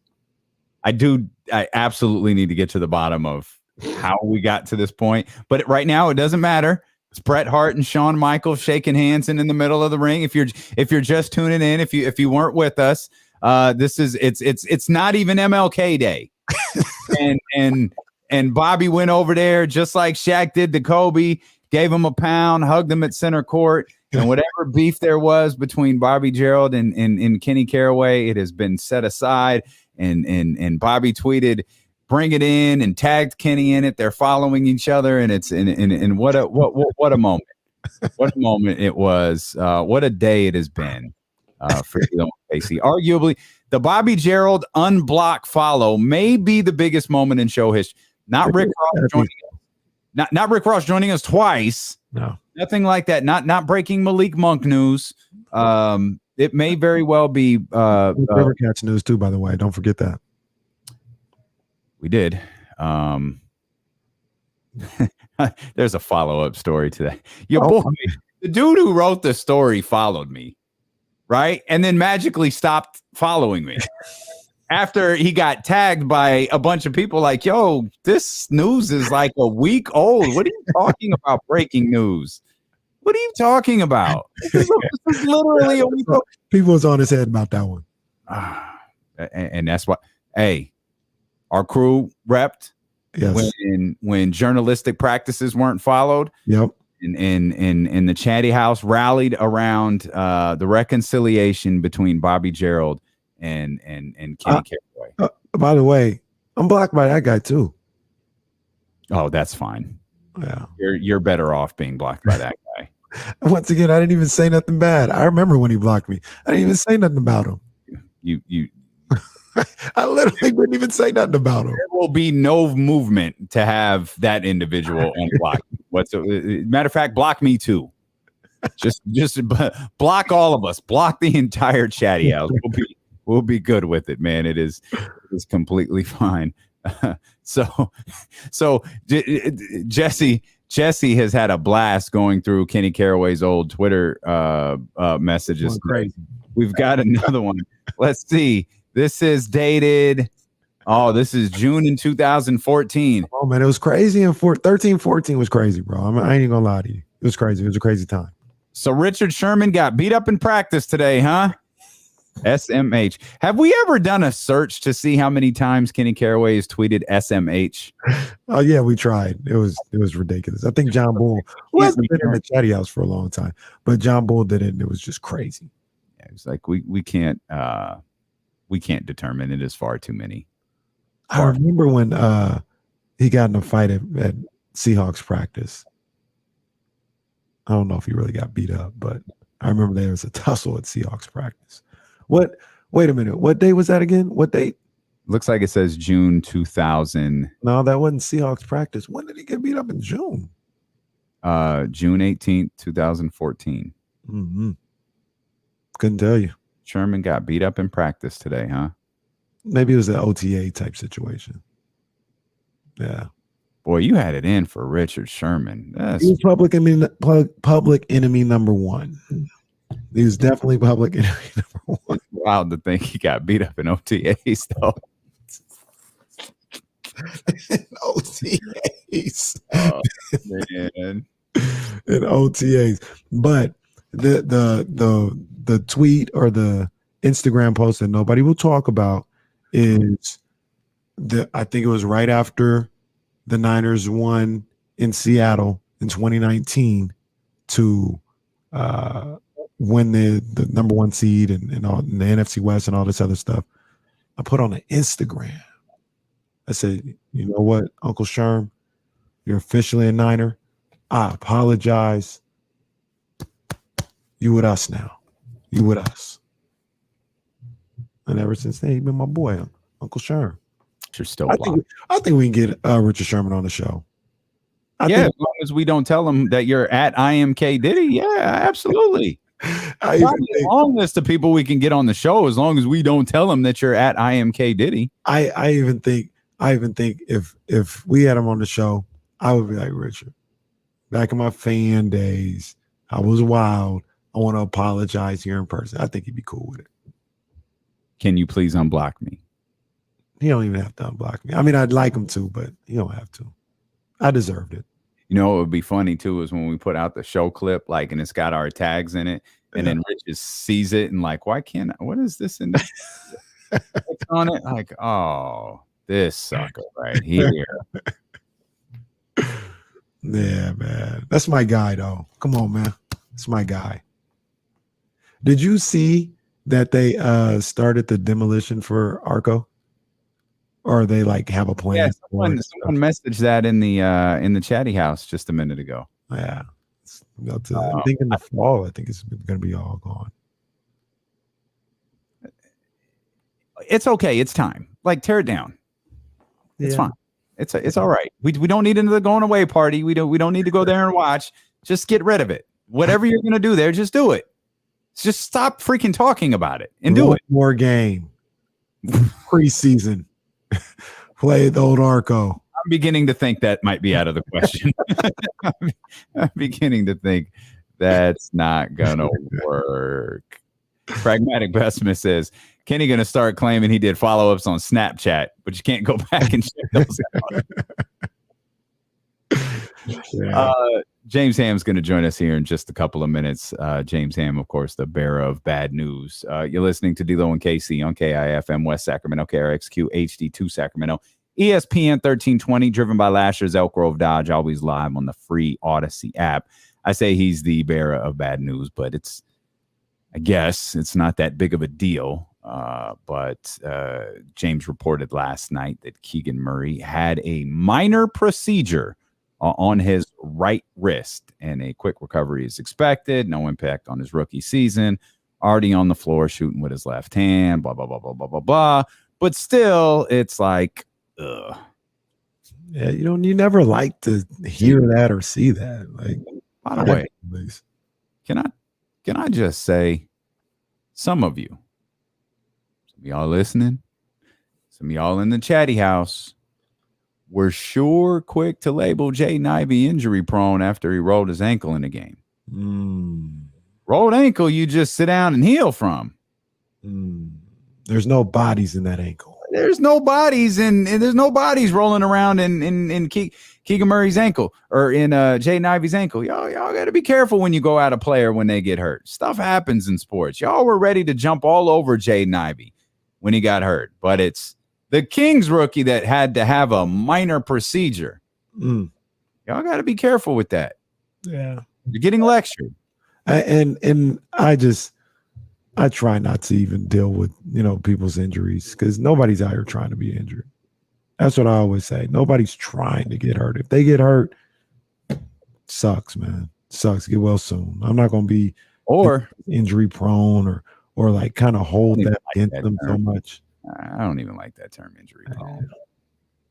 John Bull says, you asked for John Bull, you shall receive John Bull. Keegan Murray already catching bodies, though. He's already catching bodies. Right there in the wrist. What little bodies were in his wrist? Was it Chet Holmgren? Was it Paolo? Was it Jabari? What were the bodies in his wrist? It was funny how many people got what was it? The magic bus? The magic school bus.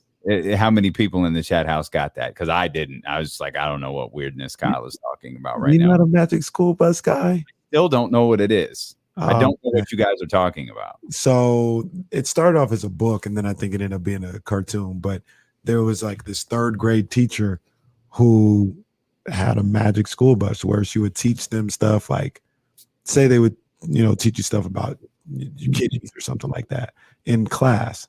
And they'd be like, all right, kids, it's time for a field trip. They get on a magic school bus that would shrink and go into the body, and they would into anybody's body, and they would be maneuvering around in that school bus to actually see the kidney or whatever it was. We welcome in 1320 Kings insider James Ham. Is that how the little bodies got into Keegan Murray's wrist? Was it a magic school bus situation? Yeah, I think he's like, you're almost describing the plot of Inner Space with Dennis Quaid years ago. Oh, yeah. It's where they shrink him down and he's like in a little submarine. He goes into somebody's body. I think it's Inner Space. Yeah. Did they get all of the bodies out of Keegan Murray's wrist? Yeah, I mean, it's kind of a strange term, but, we've heard that before, like loose bodies. hanging out. And why did you feel the need to ruin our week by telling us that Keegan Murray had a minor procedure yesterday? You know, it's funny because I hadn't been looking for anything regarding that, but I guess what had happened was his dad had posted pictures of the family going to the Keegan and Chris both got inducted into their high school Hall of Fame, and in the pictures, they tried to hide his right wrist on most of the pictures, but there was a picture in a limousine where Keegan is sitting next to what I believe is his girlfriend, and you could see that he's wearing like a wrap on his wrist. And so it started to make circles on the internet that something was going on. And so I think someone wanted to clarify what was happening there and just say, look, it's no big deal. Normally, if someone undergoes a procedure or a surgery during the off season, they hit us up or they send a press release. So I remember 3 years ago, we got an email early in the offseason that Bogdan Bogdanovic had undergone a procedure on his knee. And when one of my editors at the time put surgery in the title, the Kings instantly called and said, it wasn't a surgery, it was a procedure.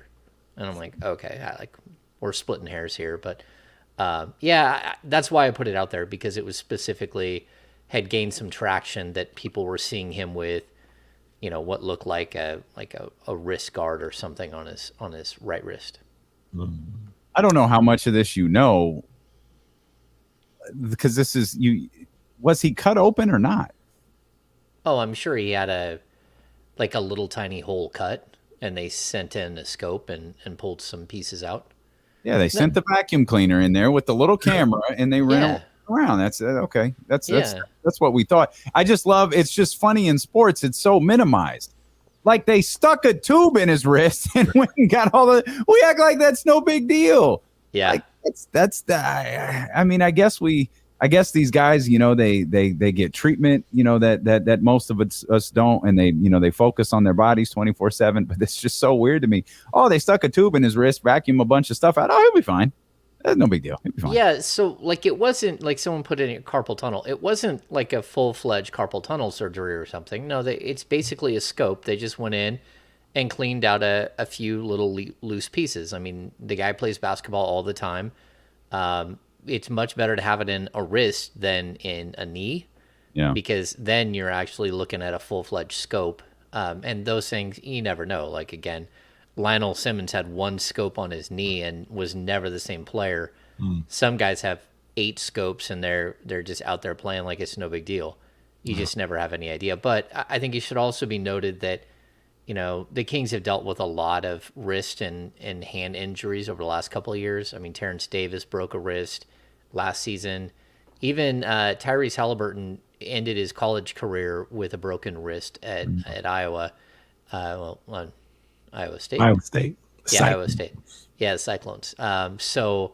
They're used to this. This isn't a big deal. It's not like a huge rehab. And from what I know, he's already on the court just using his left hand.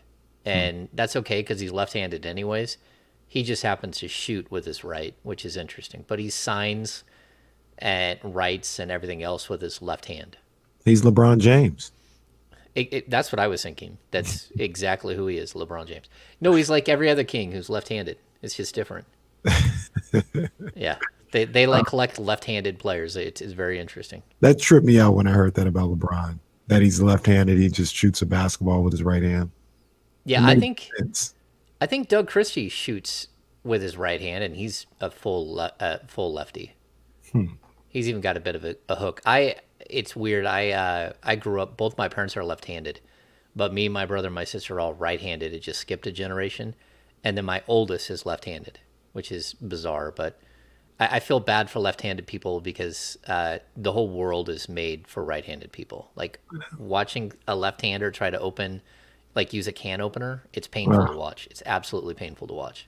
I wanted to be left-handed so bad. Once I got old enough to and I was playing basketball, I was man, I wish I was left-handed. I tried to make Reese left-handed. I put everything in his little crib and bassinet on the left side. It didn't work that way. It's funny, growing up with left-handed parents, when you go out to dinner and you go sit in a booth, all the lefties sit on one side, all the righties sit on the other. If you're at a round table, you got to go lefty, lefty, righty, righty. If you go left, right, then you bang elbows when you're going to eat. So it's different. But anyway, he's going to be fine at the end of the day. That's, we get stuck on tangents here all the time, but he's going to be fine, and it's no big deal. But I think it's good that we at least got some information on it, as opposed to there being speculation for the next couple of weeks. Real quick, Dame, I want to ask this though. How did this get on Keegan's radar or the Kings' radar? Was it something before the draft, during the whole process, during summer league? Like, when did all this come about? I got very little information on it, but it's happened within the last few days that they actually went in and did whatever they did, the procedure. I think it's more like a 2 to 3 week thing. We're not talking about like a month or two. It's just something really quick that, you probably have like a stitch or two in a couple of spots, and those things will take a few minutes to heal up. But outside of that, he'll be fine. That's still crazy. So with bad news comes good news. Matthew Dellavedova, the long speculated third point guard. We've asked who's the third man, and we learned today it'll be Matthew Dellavedova. What do you know about that? I mean, obviously we've talked. It's news because he signed. It sure felt like it was going this direction from jump, even though they talked to, was it Shabazz Muhammad? They talked to or worked out at least a couple of other guys. We had hoped for Isaiah Thomas, or at least had discussed the idea of Isaiah Thomas a couple of times. But it felt like from jump this might be going Matthew Dellavedova's way. Yeah, Dellavedova is an interesting signing. First of all, it's a 1-year deal. From what I've heard, it's a 1-year deal, and there's some minimal guarantees. I wouldn't expect it to be any major guarantee.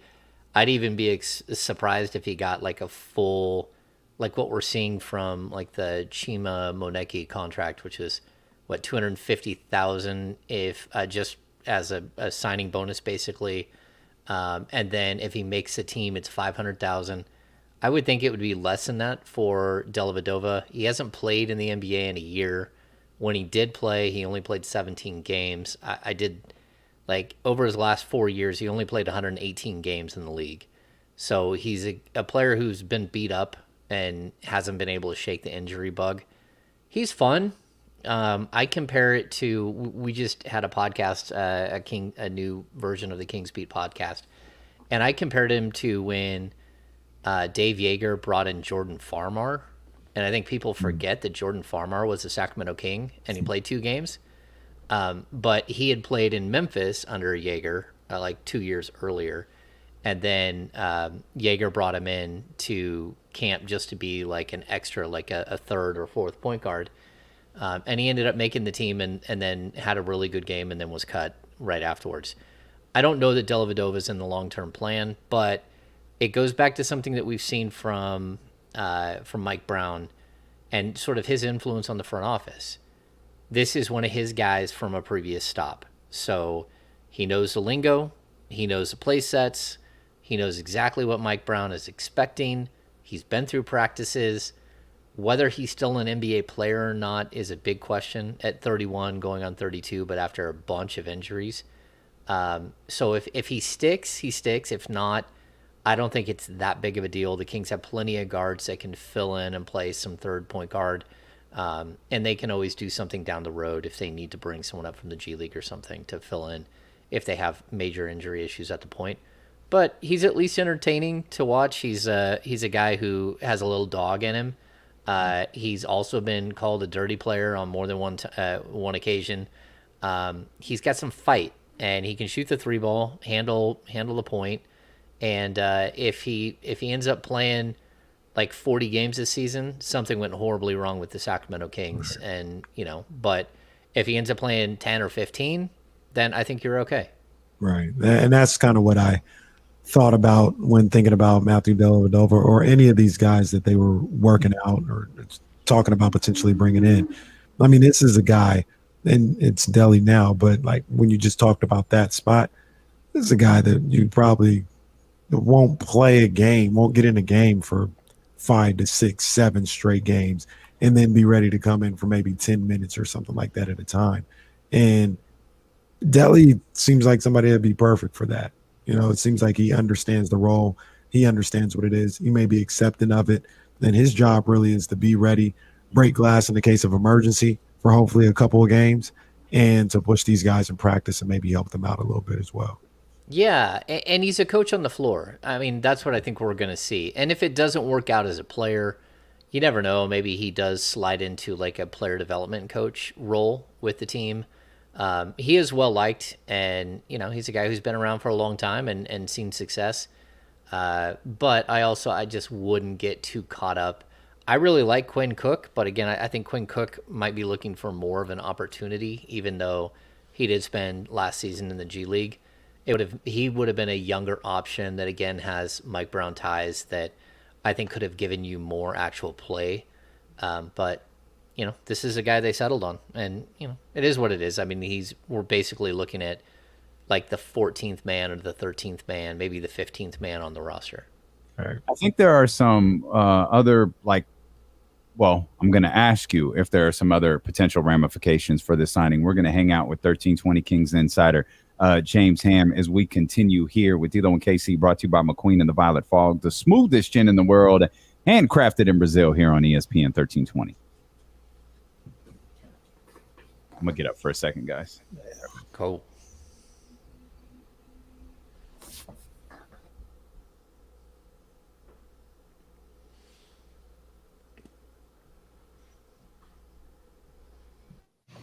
What's going on, Ham? Hey, what's happening, man? How are you?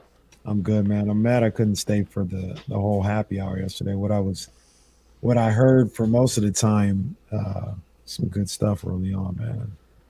It was really, really good stuff. Like, I love Deuce. You know, he's been my dude for like a long time. You know, he's been around almost the whole time I've covered the team. So he's just a good kid. It's great to see him, like, you know, find success. And and it's also good to hear like the behind the scenes story that I think people don't understand about some of these guys. Mm-hmm. Yeah. It was dope, man. I thought it'd be a little bit like Scott Moak, like when we had Scott Moak on and people were, you know, you're like, okay, well, it's a PA announcer. What does that mean? And then like some of the ins and outs of what happens during a game and stuff was just like amazing. But with Deuce, he was a lot more open about like, you know, his departure from the devil, the place we do not name here. You know, we had a good conversation. Like overall, I just thought it was good, and you know, it's good when guys they're open and they feel comfortable. That's why I love the happy hour and it being not recorded, and people are like, hey, can you send me the audio? And like, nope, not gonna do it. That stuff doesn't go out there. I'm sure there might be someone out there who records, but you know, like there's not a whole lot I can do about that. But at the same time, I think it's that's cool, man. He was a human good. element to these guys. You know what I'm saying? Like, the same as regular guys. Yeah. Well, I think he does that with us too. With Right. you know, if Damien's talking, or I'm talking, or Sean, or Brendan, you know, it like humanizes us a little bit as well, and just makes people feel more comfortable. Mm-hmm. So it's good stuff. Yeah. I see my man Connor Sutton in the chat. What's up, big dog, man? Hey, shout out to my people, man. The Republic out there killing it, putting on for the city, man. So we appreciate the love, Connor. And Connor a part of everything that's going on too, man. He done a great job of getting this city hyped up and behind the Republic the entire time, man. So I talk to Connor from time to time, man, and he keeps me in the loop with, you know, where they're at in the standings and what this game means and all this other stuff. So he does a great job what he's doing, man. Big ups to Connor, man. Big dog, man. Hey, go to Orlando and bring one home for us, man. Come on now. Y'all go to Orlando and bring one home for us. I love it. That was amazing to watch.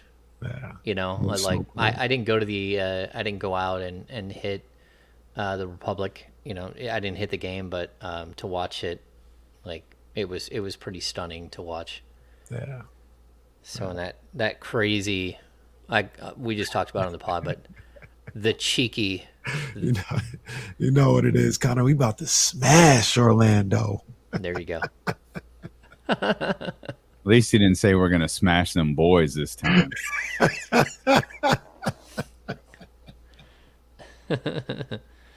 That's funny. That's funny, man.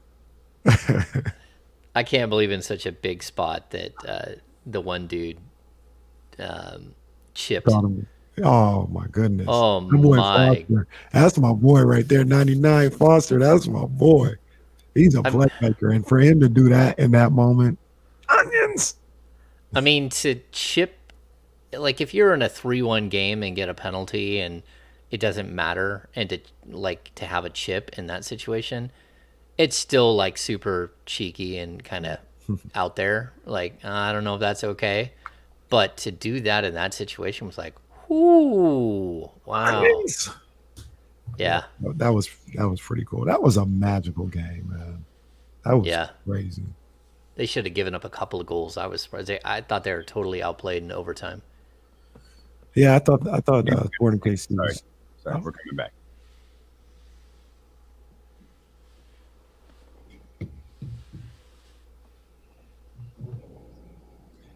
We'll get back into that conversation about the Sacramento Republic. Shout out to our man Connor tapped in here on YouTube. Good luck to the Republic going for that U.S. Open Cup. Us getting back on the air, it broke up Ham's new show, The Republic Beat. You know what I mean? The Republic Beat. Yes. The Republic it goes with everything, right? Yeah. The construction beat, the Republic Beat. After last night, the rum and coke beat. It was a rum and coke beat. That was a big rum and coke. It was. Yeah. It's off the record, but I did. You had a rum and coke that was the size of this cup I got here. It's in one of my big giant mason jars. Yeah. We got a couple hours in. I was like, boy, Ham's really letting them fly tonight. That was a good. I don't know. Like a third of that jar was Sailor Jerry's. Yeah, I was feeling good. Yeah. Dated August 23rd, 2014. I told you 13, 14 was crazy, bro. Don't hold those years against me. At I am K Diddy. 50 Cent and Richard Sherman sound like scorned women. Kenny's blocked by Richard Sherman, and we've been dissecting the various reasons why he's blocked by Richard Sherman. Hey, man, don't hold nothing from 13, 14 against me, man. It was a wild time. I didn't see journalism in my future, so I was just saying whatever. Don't hold 13, 14 against me, man. Wow, for you, buddy. I thought maybe you went to Cal or something, and he's blocking you because he's a Stanford guy. No, I was a Niner fan. Well, I am a Niner fan. Clearly. In 13, 14, I'm telling you, boy, that was, it got heated. It got heated on Twitter. Are you blocked by anybody, James, that you know of? I don't think so. Like, I'm one of the few people in the world that aren't blocked by Tim Kawakami. Wow. No, I'm definitely blocked by Tim Kawakami. Yeah, like I'm not blocked by Tim. No, I mean, maybe there are people out there. I certainly have blocked quite a few. Like I have a band hammer. I swing it on occasion, but you usually have to do something pretty far out there to get me to block you. And I mean, we've seen it here. Like King's Insight, they got blocked. He's still blocked. So I feel bad. I feel bad for. Maybe I'll unblock you, but you have to stop making fake James Ham Twitter accounts, and that's how you get blocked. See, it's things like that, or like massive profanity aimed at me, or on occasion, if you like get under my skin with political stuff in my timeline, I don't want to see it. Yeah, I feel you.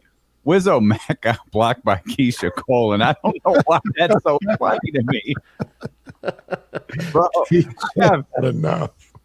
I have a great picture of me and a young Keisha Cole right before she blew up. Uh-huh. You'd never know. Really? You would never know it was her. Yeah. That's my girl too, Keisha Cole. I had the biggest crush on Keisha. That's new. I like Keisha. Yeah. A little bit different. We were talking about the Republic. James, did we? I don't think we did. Where would you rank that Republic win in Sac Sports moments? Oh, it's pretty high. I mean, it was amazing to watch, but the River Cats have won some championships. We have the Monarchs championship, which is probably the height of everything. Mm-hmm. Didn't like the Sacramento Surge win a championship? Was it the Surge or the Gold? No, it was the Surge. The Surge one. Either the Surge or what was it, the Gold Miner? Gold Miners. Yeah, I think the Surge one though. I went to a couple of those. Yeah, I went to a few games out there. I don't know. It's tough because if they win it all, then I think it's the biggest of the biggest. It's not the biggest of the biggest. The Monarchs are still the biggest of the biggest. And they deserve all their props. They're like, the Kings never got over the hump. But you can go back to some of those Kings series. The first time the Kings made it out of the first round in 99, 2000. That was a monumental moment because before that it had just been like they'd only made the playoffs, the year before, but also like twice, and since they'd moved to Sacramento, and they hadn't really done much. So that was big. Making it all the way to the Western Conference Finals is big. But as far as like single games, I'm not going to say like the Tyreek Evans game winner was bigger than what we saw from the Republic. That was nuts. And the fact that they just keep knocking off MLS teams, I just wish it would have gone different. This team would already have MLS because they deserve it. The fans deserve it. And it's such a bummer that they haven't been able to figure out, the Wales situation and all that. Right. Yeah, that's got to get rectified. I think there's still a slot in MLS, although a lot of people thought, the MLS is kind of leaning towards like Vegas or a couple other people. Now they're almost they'd almost left Sacramento in the dust, but maybe this US Open Cup run will open their eyes back up, and more importantly, the atmosphere that was at the Heart Health Park on Wednesday night should open a lot of eyes in MLS offices if they didn't already know, or if they had forgotten, or whatever the case may be. Like, how can they may have to David Stern, this situation for an MLS team and be like, give Sacramento every opportunity they need, because that's a market right there that I feel the MLS needs. They need that type of market. Yeah, I think it's interesting too. If you look at that night, we know like Monty McNair was there with his family, but also there are two different contingencies of potential investors, and that's what they need. That's the missing piece. It's the only thing that's really missing, because if you have the investors that will build the arena, the stadium, and you have investors that have deep enough pockets that they can support an MLS team, then it gets done, or it would have got done. It should have been done, a few years ago. But at this point, you kind of have to rewrite history. I think if, like, this is putting a lot on Mayor Steinberg, but you got to almost do it right now. Like if you have a whale and you got him signed up walking into that finals game, and somehow you win or you lose, it doesn't really matter. You're already there. You made it all the way to that point. Then you can really like turn the screws and say, look, this is where we are. This is who we are. You just saw it, like 13,000 fans or whatever it was, just blowing up and going nuts.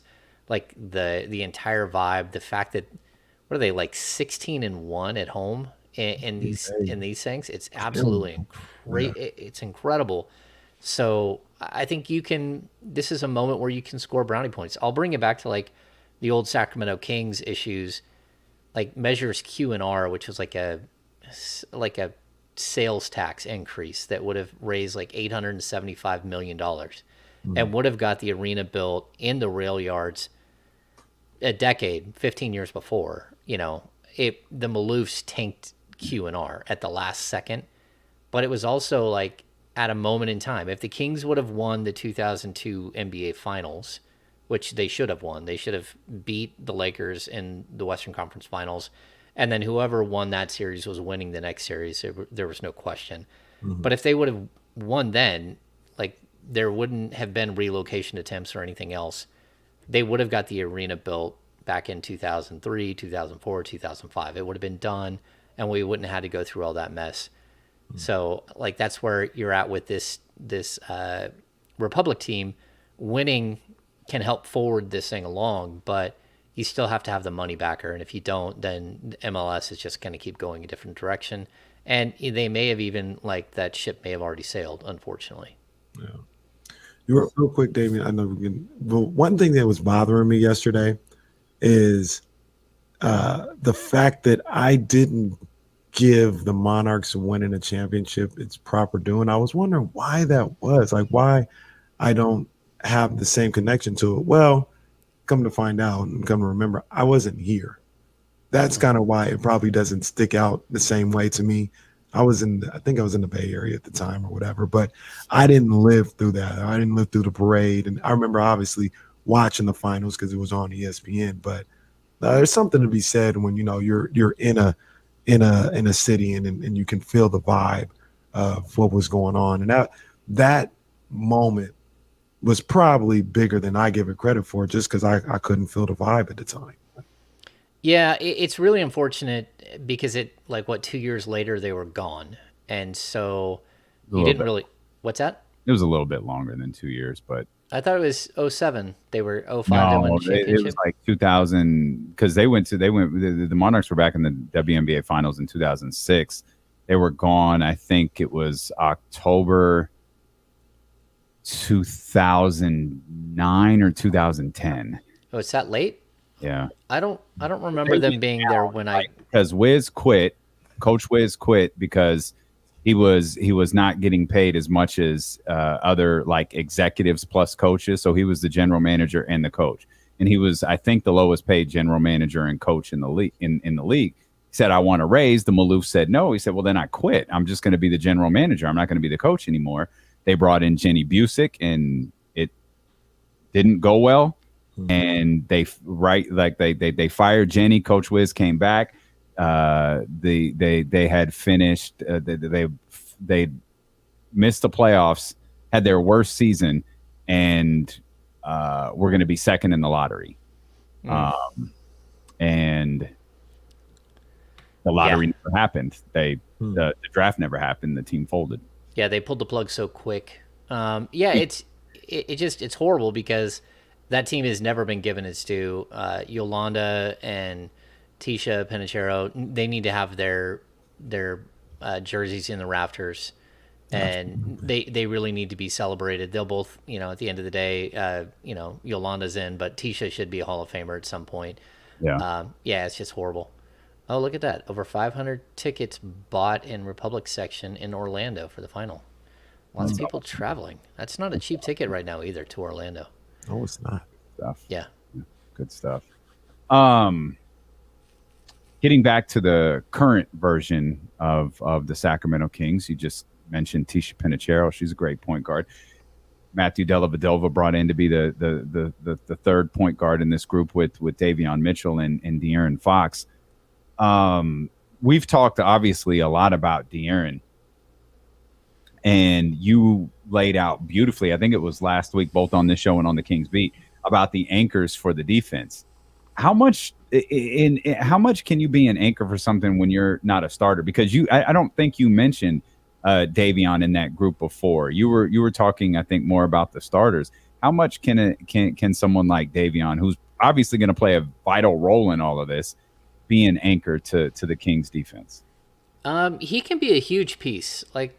He played a lot of minutes last season, and I think I went back and did the math. I think he was averaging around 25.5 points a game when everyone was healthy, and then once everyone got hurt and they started shutting people down and he started playing major minutes, he got up to 27.7 points per game on the season. He finished playing well over 30 minutes a game in the last 15, 20 games. He's going to have to play close to 30 minutes a game in order to have the type of impact defensively that you would hope. And look, I think we all assume a lot of things that, Davion is going to come off the bench. It's always possible he doesn't. It's always possible that they go with a small backcourt to start the game. I've been told by many people within the walls there that people just kind of overlook Davion and don't really. You just think he's a great defensive player, but you kind of overlook the rest of him, and that they think really highly of him. And so I wouldn't doubt that he's going to be the first player off the bench, but he's also going to have a vital role in maybe even closing lineups. Like he's going to have an opportunity, and partially it's because the Kings are so bad defensively that you have to have your best defensive players on the court at some point in order to make an impact on that side of the ball. But, for me, it's almost like you got to earn your minutes moment for a lot of these guys. Like if De'Aaron Fox doesn't want to play defense, he's not going to play 35 minutes tonight. He's going to play 30. He's going to lose minutes to Davion. If Malik Monk decides he doesn't want to play defense, he's not going to play a bunch of minutes. Same with Terrence Davis. Same with Kevin Huerter. Like, there is going to be a minutes crunch in that backcourt no matter what, but Davion is coming for your minutes if you don't want to play defense. This is a head coach that hangs his hat on defense. And you can go back to last season and look how much Gary Payton III played, or Gary Payton II, whatever he is. But Gary Payton played a ton of minutes, and it's because he's a lockdown defender and he gives you 100% every time he's out there. I think we're going to see a little bit of that when it comes to Davion, and especially since he's so young and has room to grow. I went back and compared him to Patrick Beverley in his the first year he actually got minutes was his second NBA season. And defensively, they're very similar. And then it was in the next year that Patrick Beverley just took this incredible leap and became an elite defender. And I think we could see the same thing out of Davion. He just spent a season figuring out that, number one, he can't work out 3 hours a day and have a game and have 3 games in 5 nights. That just doesn't work out. But he also learned, what screens feel like at the NBA level, how difficult it is to get over the top of a screen, how each player you have to scout so heavily because the guards in the NBA are just incredible. So I think he'll be better, and I think he'll be tough to keep off the court. This was something I meant to bring up to both of you guys when I got back, and forgot about it, and this is the perfect time. I don't know if you guys talked about it or if you saw it, but I absolutely loved that Instagram's post from Davion a couple days ago when everybody publicly or nationally was piling on the Kings have nobody in the league has ever played a playoff game against the Kings and all this other stuff, Aisha Curry jokes or whatever. And Davion, usually, typically with these Kings things, they've been a joke for a few years as far as punchline, and nobody really says anything. And Davion had the Instagram post where he said, "We won't let history define our future. Our determination will turn doubters into believers." And it's a bunch of pictures of him with his teammates. And that post doesn't mean that you're going to win 40 games or nothing like that, but it's a level of leadership that I saw with that from Davion Mitchell, where the whole NBA world is punching down on the Kings right now, and it may seem like a small thing or inconsequential, but he stood up and he said, "No, no, okay, these are my guys. We're gonna do something." And it reminded me also of a level of leadership that people talked about when he was drafted. I mean, he was the heart and soul and the leader on that Baylor team that won the national championship. And I think about this being his second year. In his rookie year, he's a rookie. He comes in, he's just trying to get in where he fits in, not trying to step on no toes. And it seems like we've seen a shift, not just from that IG post, but you see his video and you hear about Trysta Krick running into him in Summer League and how vocal he's been and things of that nature. Are we maybe overlooking the leadership aspect that Davion may bring to the table coming up this year? I mean, maybe a little bit, but at the end of the day, Instagram is Instagram. Prove it. Show me that that's what's going to happen. And I think that that's where most people should be at this point. We've heard this song and dance for a long time. This year will be different. This year, we promise we're going to play defense this year. We're going to focus in, stacking days, all of these things. At the end of the day, like, go out there and prove it. Let your game, let your win total speak for itself. And I hope that that's where this team is. And the fact that he can be a leader, I think he can. He certainly needs to bark at people on the court. But I also feel like this is one of the first seasons in a while where I don't look around and see a bunch of guys that need to be barked at. Does some of these guys need a little bit of encouragement on occasion? Do you have to hold somebody accountable here and there? Sure, but there isn't, like, again, the culture of my bad, I think, is gone. And, like, there's going to be a different level of accountability this season. And it's one of those things, like, it's some of the times it's the little things that make a difference. And, we talk about it a little bit on the last show, but, the fact that the Kings should be a better rebounding team, that should actually help them win. The fact that they could have a more refined offense and more efficient, and so they aren't in transition getting torched time after time after time, that should actually help overall. And so I think, like, this team has potential to be better than what we expect, but at the same time, until they prove it, we should expect more of the same, because it doesn't matter if we want to talk about history or not. There's enough players on this team that have been around long enough that part of their history is winning 30 games or 31 games. Mm-hmm. I mean, what are they at? 92 wins over the last 3 years combined. Yikes. And that's, and that's on some of the players that are on this roster right now. They have to change the culture of this team. The only way to do that is not going on Instagram and saying, hey, that's not us. It's going out there on the court and game 47 and not being already eliminated or close to elimination from the playoffs. Like, go out there and actually prove it. Okay, so a couple of things, James. You don't have to prove anything on Instagram. Instagram is a happy place. Yeah. You don't have to prove it, whether it's real or it's you just no. Instagram is for happy. You can be a model on Instagram. You can be a model on Instagram. What do you mean I am? What are you talking about? James ain't posted this century. James posted one, like, collage of him and his wife in New Orleans. He ain't posted. James has said on this show, I got to get more active on Instagram. If the next time James opens his Instagram account, there's going to be like 20 like tagged posts from D'Lo and KC and ESPN 1320, just because he won't open his account. 2, I think Davion's going to be a leader for this squad. I do too. I really do. And I'm with everything that you just said, James. You've got to step out there and you've got to prove it. And that's not just Davion Mitchell. That's the Sacramento Kings. I think Davion, like you talk about, kind of finding your feet as a rookie, kind of finding your place in the league. I think Davion found it pretty quick, and he's going to. And I also think, part of that reasoning, I think Mike Brown is going to empower him to do that. Mm-hmm. I don't know whether Alvin did or Luke did, or maybe Davion didn't empower himself. But this year, I think Mike's going to go to him and say, hey, I need you to be this.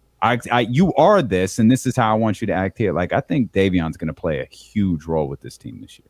Yeah, I think if we go back to last season, like, the fact that Walton lasted 17 games and, and then there was that point where they fully quit and we kept having the weird Alvin Gentry, we haven't quit moments, all that stuff. Like, Davion was at least like the 25th thing that you had to worry about on the Kings team last year. Mm-hmm. And that's a good thing, because you just let him do his thing and you almost, like, you don't even want to mess with it because you have so many other fires that you're trying to put out the whole time.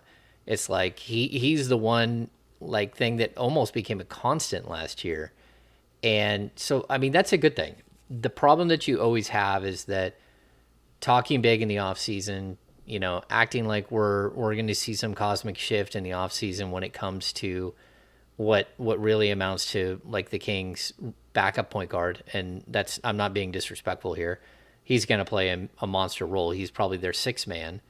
But once you get into training camp, can you carry that dynamic where you are a leader and you have been a leader amongst summer league guys or the the guys at the back end of the rotation.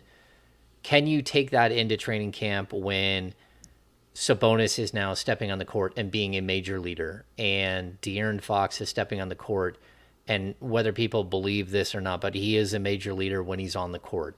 Like, he is, like, they call him the head of the snake. They call him that because he is the best player. He's a guy who, when they get into pickup games or anything else, he's the one who's dominating.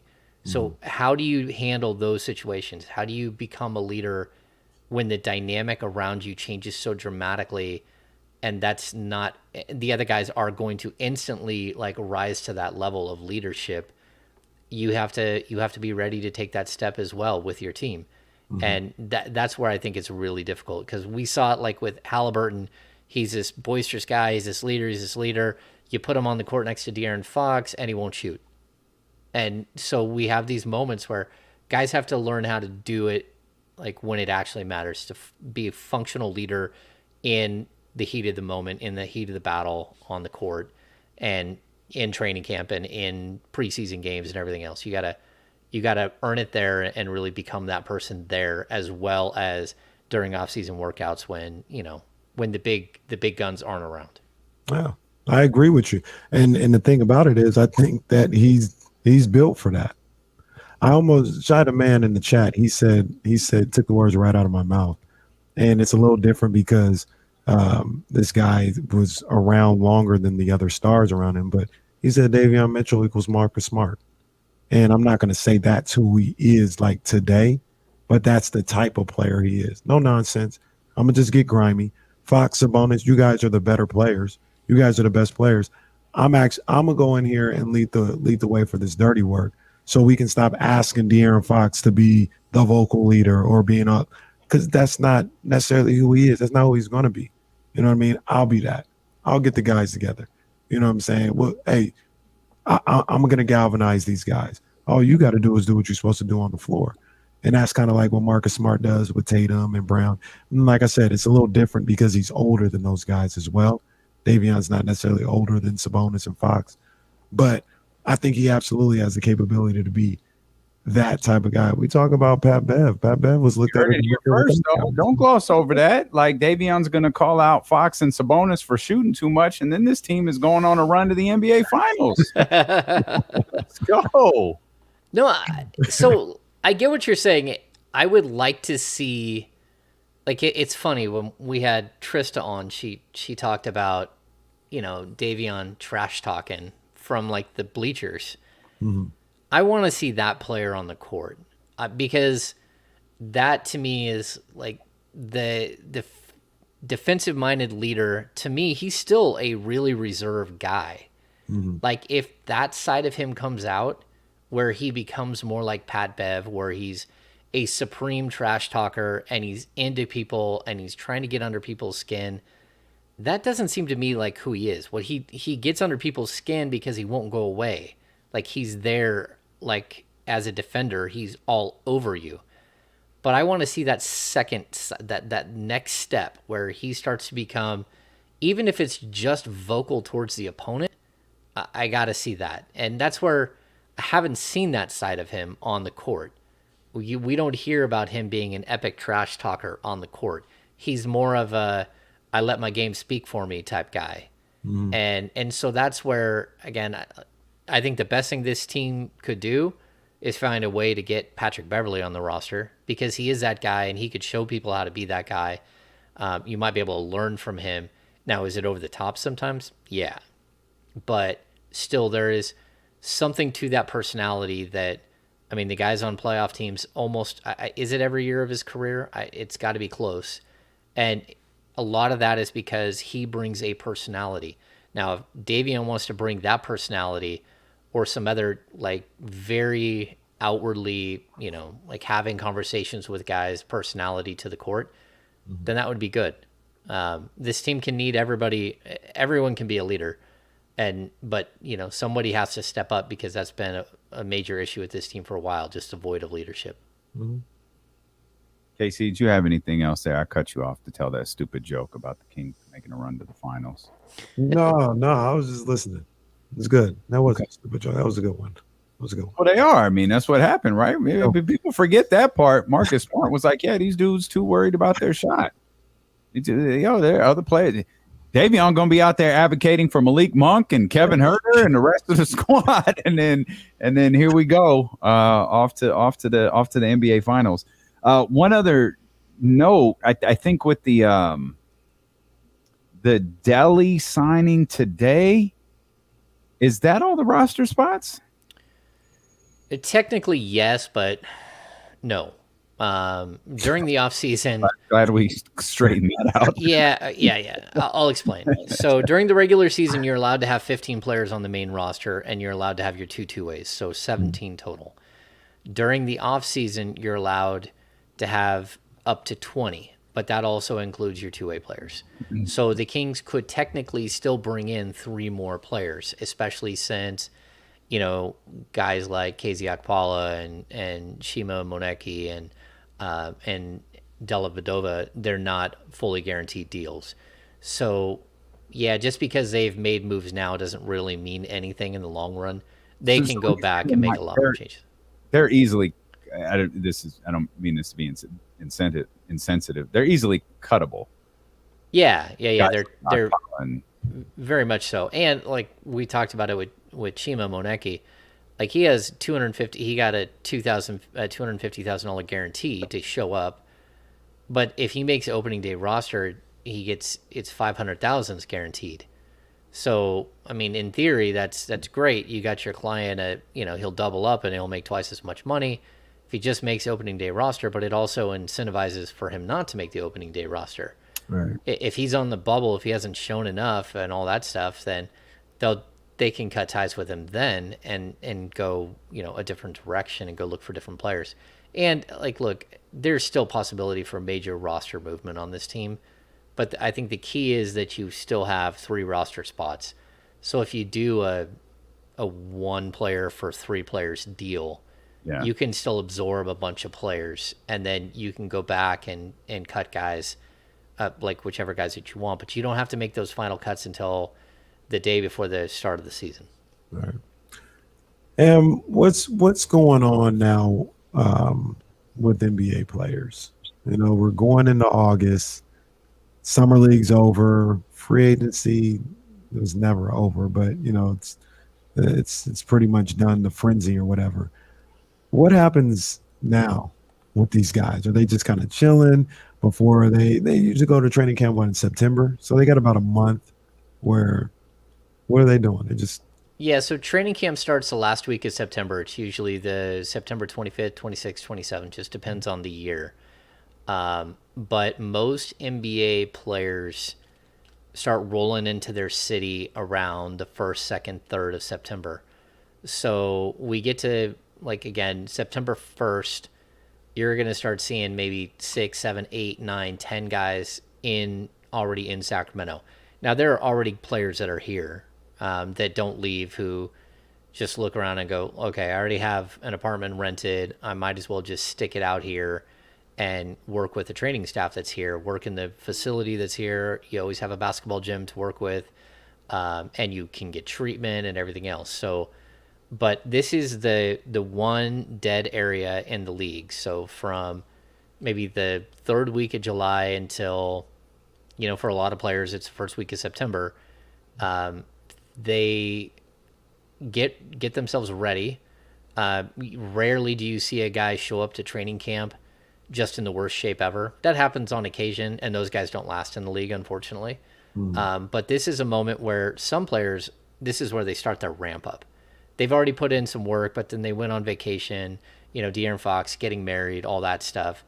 But then there comes a point where you got to flick the switch and you got to be ready for September 1st. And we're going to see that. That's what a lot of players are doing. Plus, if you're just moving to a new city, like Kevin Huerter has got somebody out there shopping for a home or something right now, and like they're packing up and getting ready to go start their life in a new city for 6 months. And that happens as well. What's James Ham going to do for the next couple, besides, sit here and goof off with us? Kings beat. Yeah. This is always kind of that time where you take care of the business aspect. So I do have to, go through that side and, like build out the Kings beat, continuously building out the Kings beat and stuff like that. But this is also a time where you do take a breath. In the past, I've gone on vacations at this time, but this year is kind of different and it's too hot. And I don't know. We'll probably stay around the house. We've got school starting in like 2 weeks for our youngest and stuff like that. That's crazy. Yeah. Crazy how early school starts. Yeah, I think it's August 15th. Yeah, that's when restarts. Yeah, my youngest is starting high school. So it used to always be the day after Labor Day. And that was always like opening weekend of NFL. And I used to watch the Monday Night Football game, first one of the season. And oh man, I gotta get first day of school's tomorrow. I used to go down. Yeah, it's different. It's so early, and I'm not looking forward to it, especially transitioning the youngest into high school. That's going to be difficult too. But that's crazy. He's going into high school. Wow. Yeah, my mini me is going into high school. Yeah, because he looks young. But I guess. Oh no, he does. He looks very young. Yeah. He's still waiting. Yeah. Like he's waiting to grow. Yeah. That's okay, buddy. I'm still waiting too. So yeah. I think I'm the exact same height since I was like 15. See, I was different. I went into high school. I was 5 foot tall and weighed 95 pounds. I grew 10 inches in high school and an inch after high school. And like I was tiny. So he's a late August birthday. So we didn't put him in school early because he looks just like me, but he also grew just like I did. And so he will be an old freshman. He'll have his driver's license the first like 2 weeks of his sophomore year in high school. And he'll be 18 most of his senior year of high school. Yeah. That's how Reese is too. His birthday November 18th. That's when he would turn 18. The whole rest of the school year, it'll be 18. Yeah, that's good though, especially since he plays sports. So it gives him that opportunity to be bigger, stronger. Just wait till I hold him back 3 times. Yep. He really has an advantage. He really has an advantage over you. Oh man. He'll be that kid driving his family to the game in high school. You're like, hey, his wife and kids. Look, that's his wife and kids over there. It's like, what's happening? Oh man. That's tough. It's awesome. All right. Well, I guess we'll just I got a little bit of news today. Keegan Murray removed some bodies from his wrist and we're all good. And Matthew Dellavedova is the third man. He's the third point guard on the depth chart.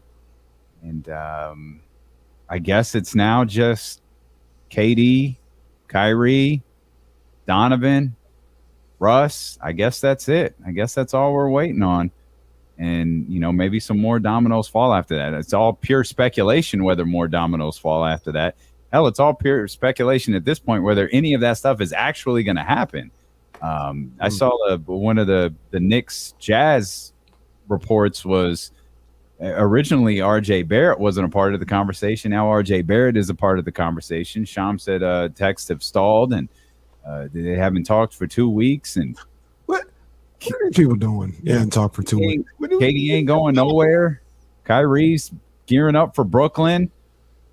Laker fans are getting ready to kill Russell Westbrook again. Like nothing's changed. It's just all the same. And I think most of that stuff doesn't happen. Donovan, maybe. I think it's a stretch. KD, no. Kyrie, no. But whatever happens or doesn't, we'll be here to cover it. We appreciate you so much for being with us. Make sure you check out the Kings Beat podcast, available wherever you get podcasts from. If you're on Twitch or YouTube, if you're on Twitch, hit the heart up in the upper right-hand corner. Hit the follow button as well. If you're on YouTube, hit the thumbs up. Hit the subscribe buttons. But no matter where you are, have a great weekend. Have a safe weekend. Drink responsibly. And we will see you here Monday at noon on ESPN 1320. I love Sacramento. I love Bobby Gerald. I love Richard Sherman. That should have been the line. I love Richard Sherman. Are you one of you still blocked from Bobby Gerald? No, it all ended today. Bobby unblocked me. Oh, he unblocked you today. Yeah. Is that how this started? There was a movement. There was a movement to get Bobby to unblock Kenny, and the movement came through. Mind you, we've had this movement at least 10 times since the show started, and he hasn't unblocked. I like Bobby. Bobby's a good dude. I've had Bobby plenty of loves conversations. music too. That's one of the things I really love about him. Yeah. And Bobby Bobby and his wife were like super, super close with Ricky Berry and his wife when that whole tragedy happened. Like super young couples hanging out, playing video games and stuff. Yeah. Yeah. That's that in context. That's funny. Are they playing Atari? Yeah, maybe. Playing Joust. Lionel Simmons missed games because he had Nintendo wrist. Come He on. played too much Nintendo. Oh, Yeah. So. An old train. Wow, I can't believe you got unblocked. Maybe there's someone out there that's blocked me. I don't care. Okay. I never knew why I got blocked in the first place. People always say, hey, why don't you just mute someone? And I'm like, well, yeah, but then they don't know that I blocked them. So, James wants you to know. Yeah, like, no, you should know that you're not allowed in my timeline. So, anyway. Yeah, I think I blocked 2 people in my life. Oh, I probably 80 to 100. I don't like the nonsense. If you're gonna bring nonsense in my timeline, I'm not gonna deal with it. I'm like an old man. Like, get off my lawn. Get off my lawn. Block. The summer of Dick and Bobby. Oh my gosh. Oh man. Oh man, it's funny in context of Richard. That's why it's. Lazy, that's cap. I don't even know how to mute people on IG. How do you mute someone on IG? I don't know. BKL. I don't know. I really don't know much of any of the ins and outs of these social media sites. Well, Primo J, I wish the Cowbell Kingdom guy would block me from everything. Connor says Cowbell was blocked. Yeah. I don't think he has. Well, I don't know. I'm sorry to all of you. I'll just continuously say I'm sorry. I'm sorry for. I'll say this for selling Cowbell Kingdom to. I will say this though. I feel like he's tried to be better this past year, and I will acknowledge that. Yeah, I mean he's growing up. He's down a little bit. He's married. He's got a. I think they just had a baby. I believe. Yeah. He's trying to mature. I recognize it. I'm good. Yeah. I'm good. I'm glad to see that. Yeah. There are things he does that just like I don't get. So. Actually, most of it. I got to be honest. So. I don't talk to the dude. Don't communicate with him. So he does his thing, and I do mine. Yeah. Or he moved to Indiana. That seems to be the theory. That's hilarious. I mean, Buddy took him to the Bahamas. He did. So he's a media entrepreneur. That's what he called himself one day in the media room. Like what the F is that? Like that's a new one. I always say this. It's like the grind. Yeah, the grind is. I was watching in one episode of The Real World. I forgot the guy's name, but let's just call him Tim Jackson or whatever. And he comes into the house and he hands out cards, and it's his name and his picture on there. And he goes, "Tim Jackson. It's a movement." Like what? He had his own cards. Everybody else is like, "What is he talking about?" That's awesome. All right, we're gonna sign off because we gotta work. I gotta put Kenny back to work for 10 more minutes. Pause. All right, we'll see y'all. We'll see y'all Monday.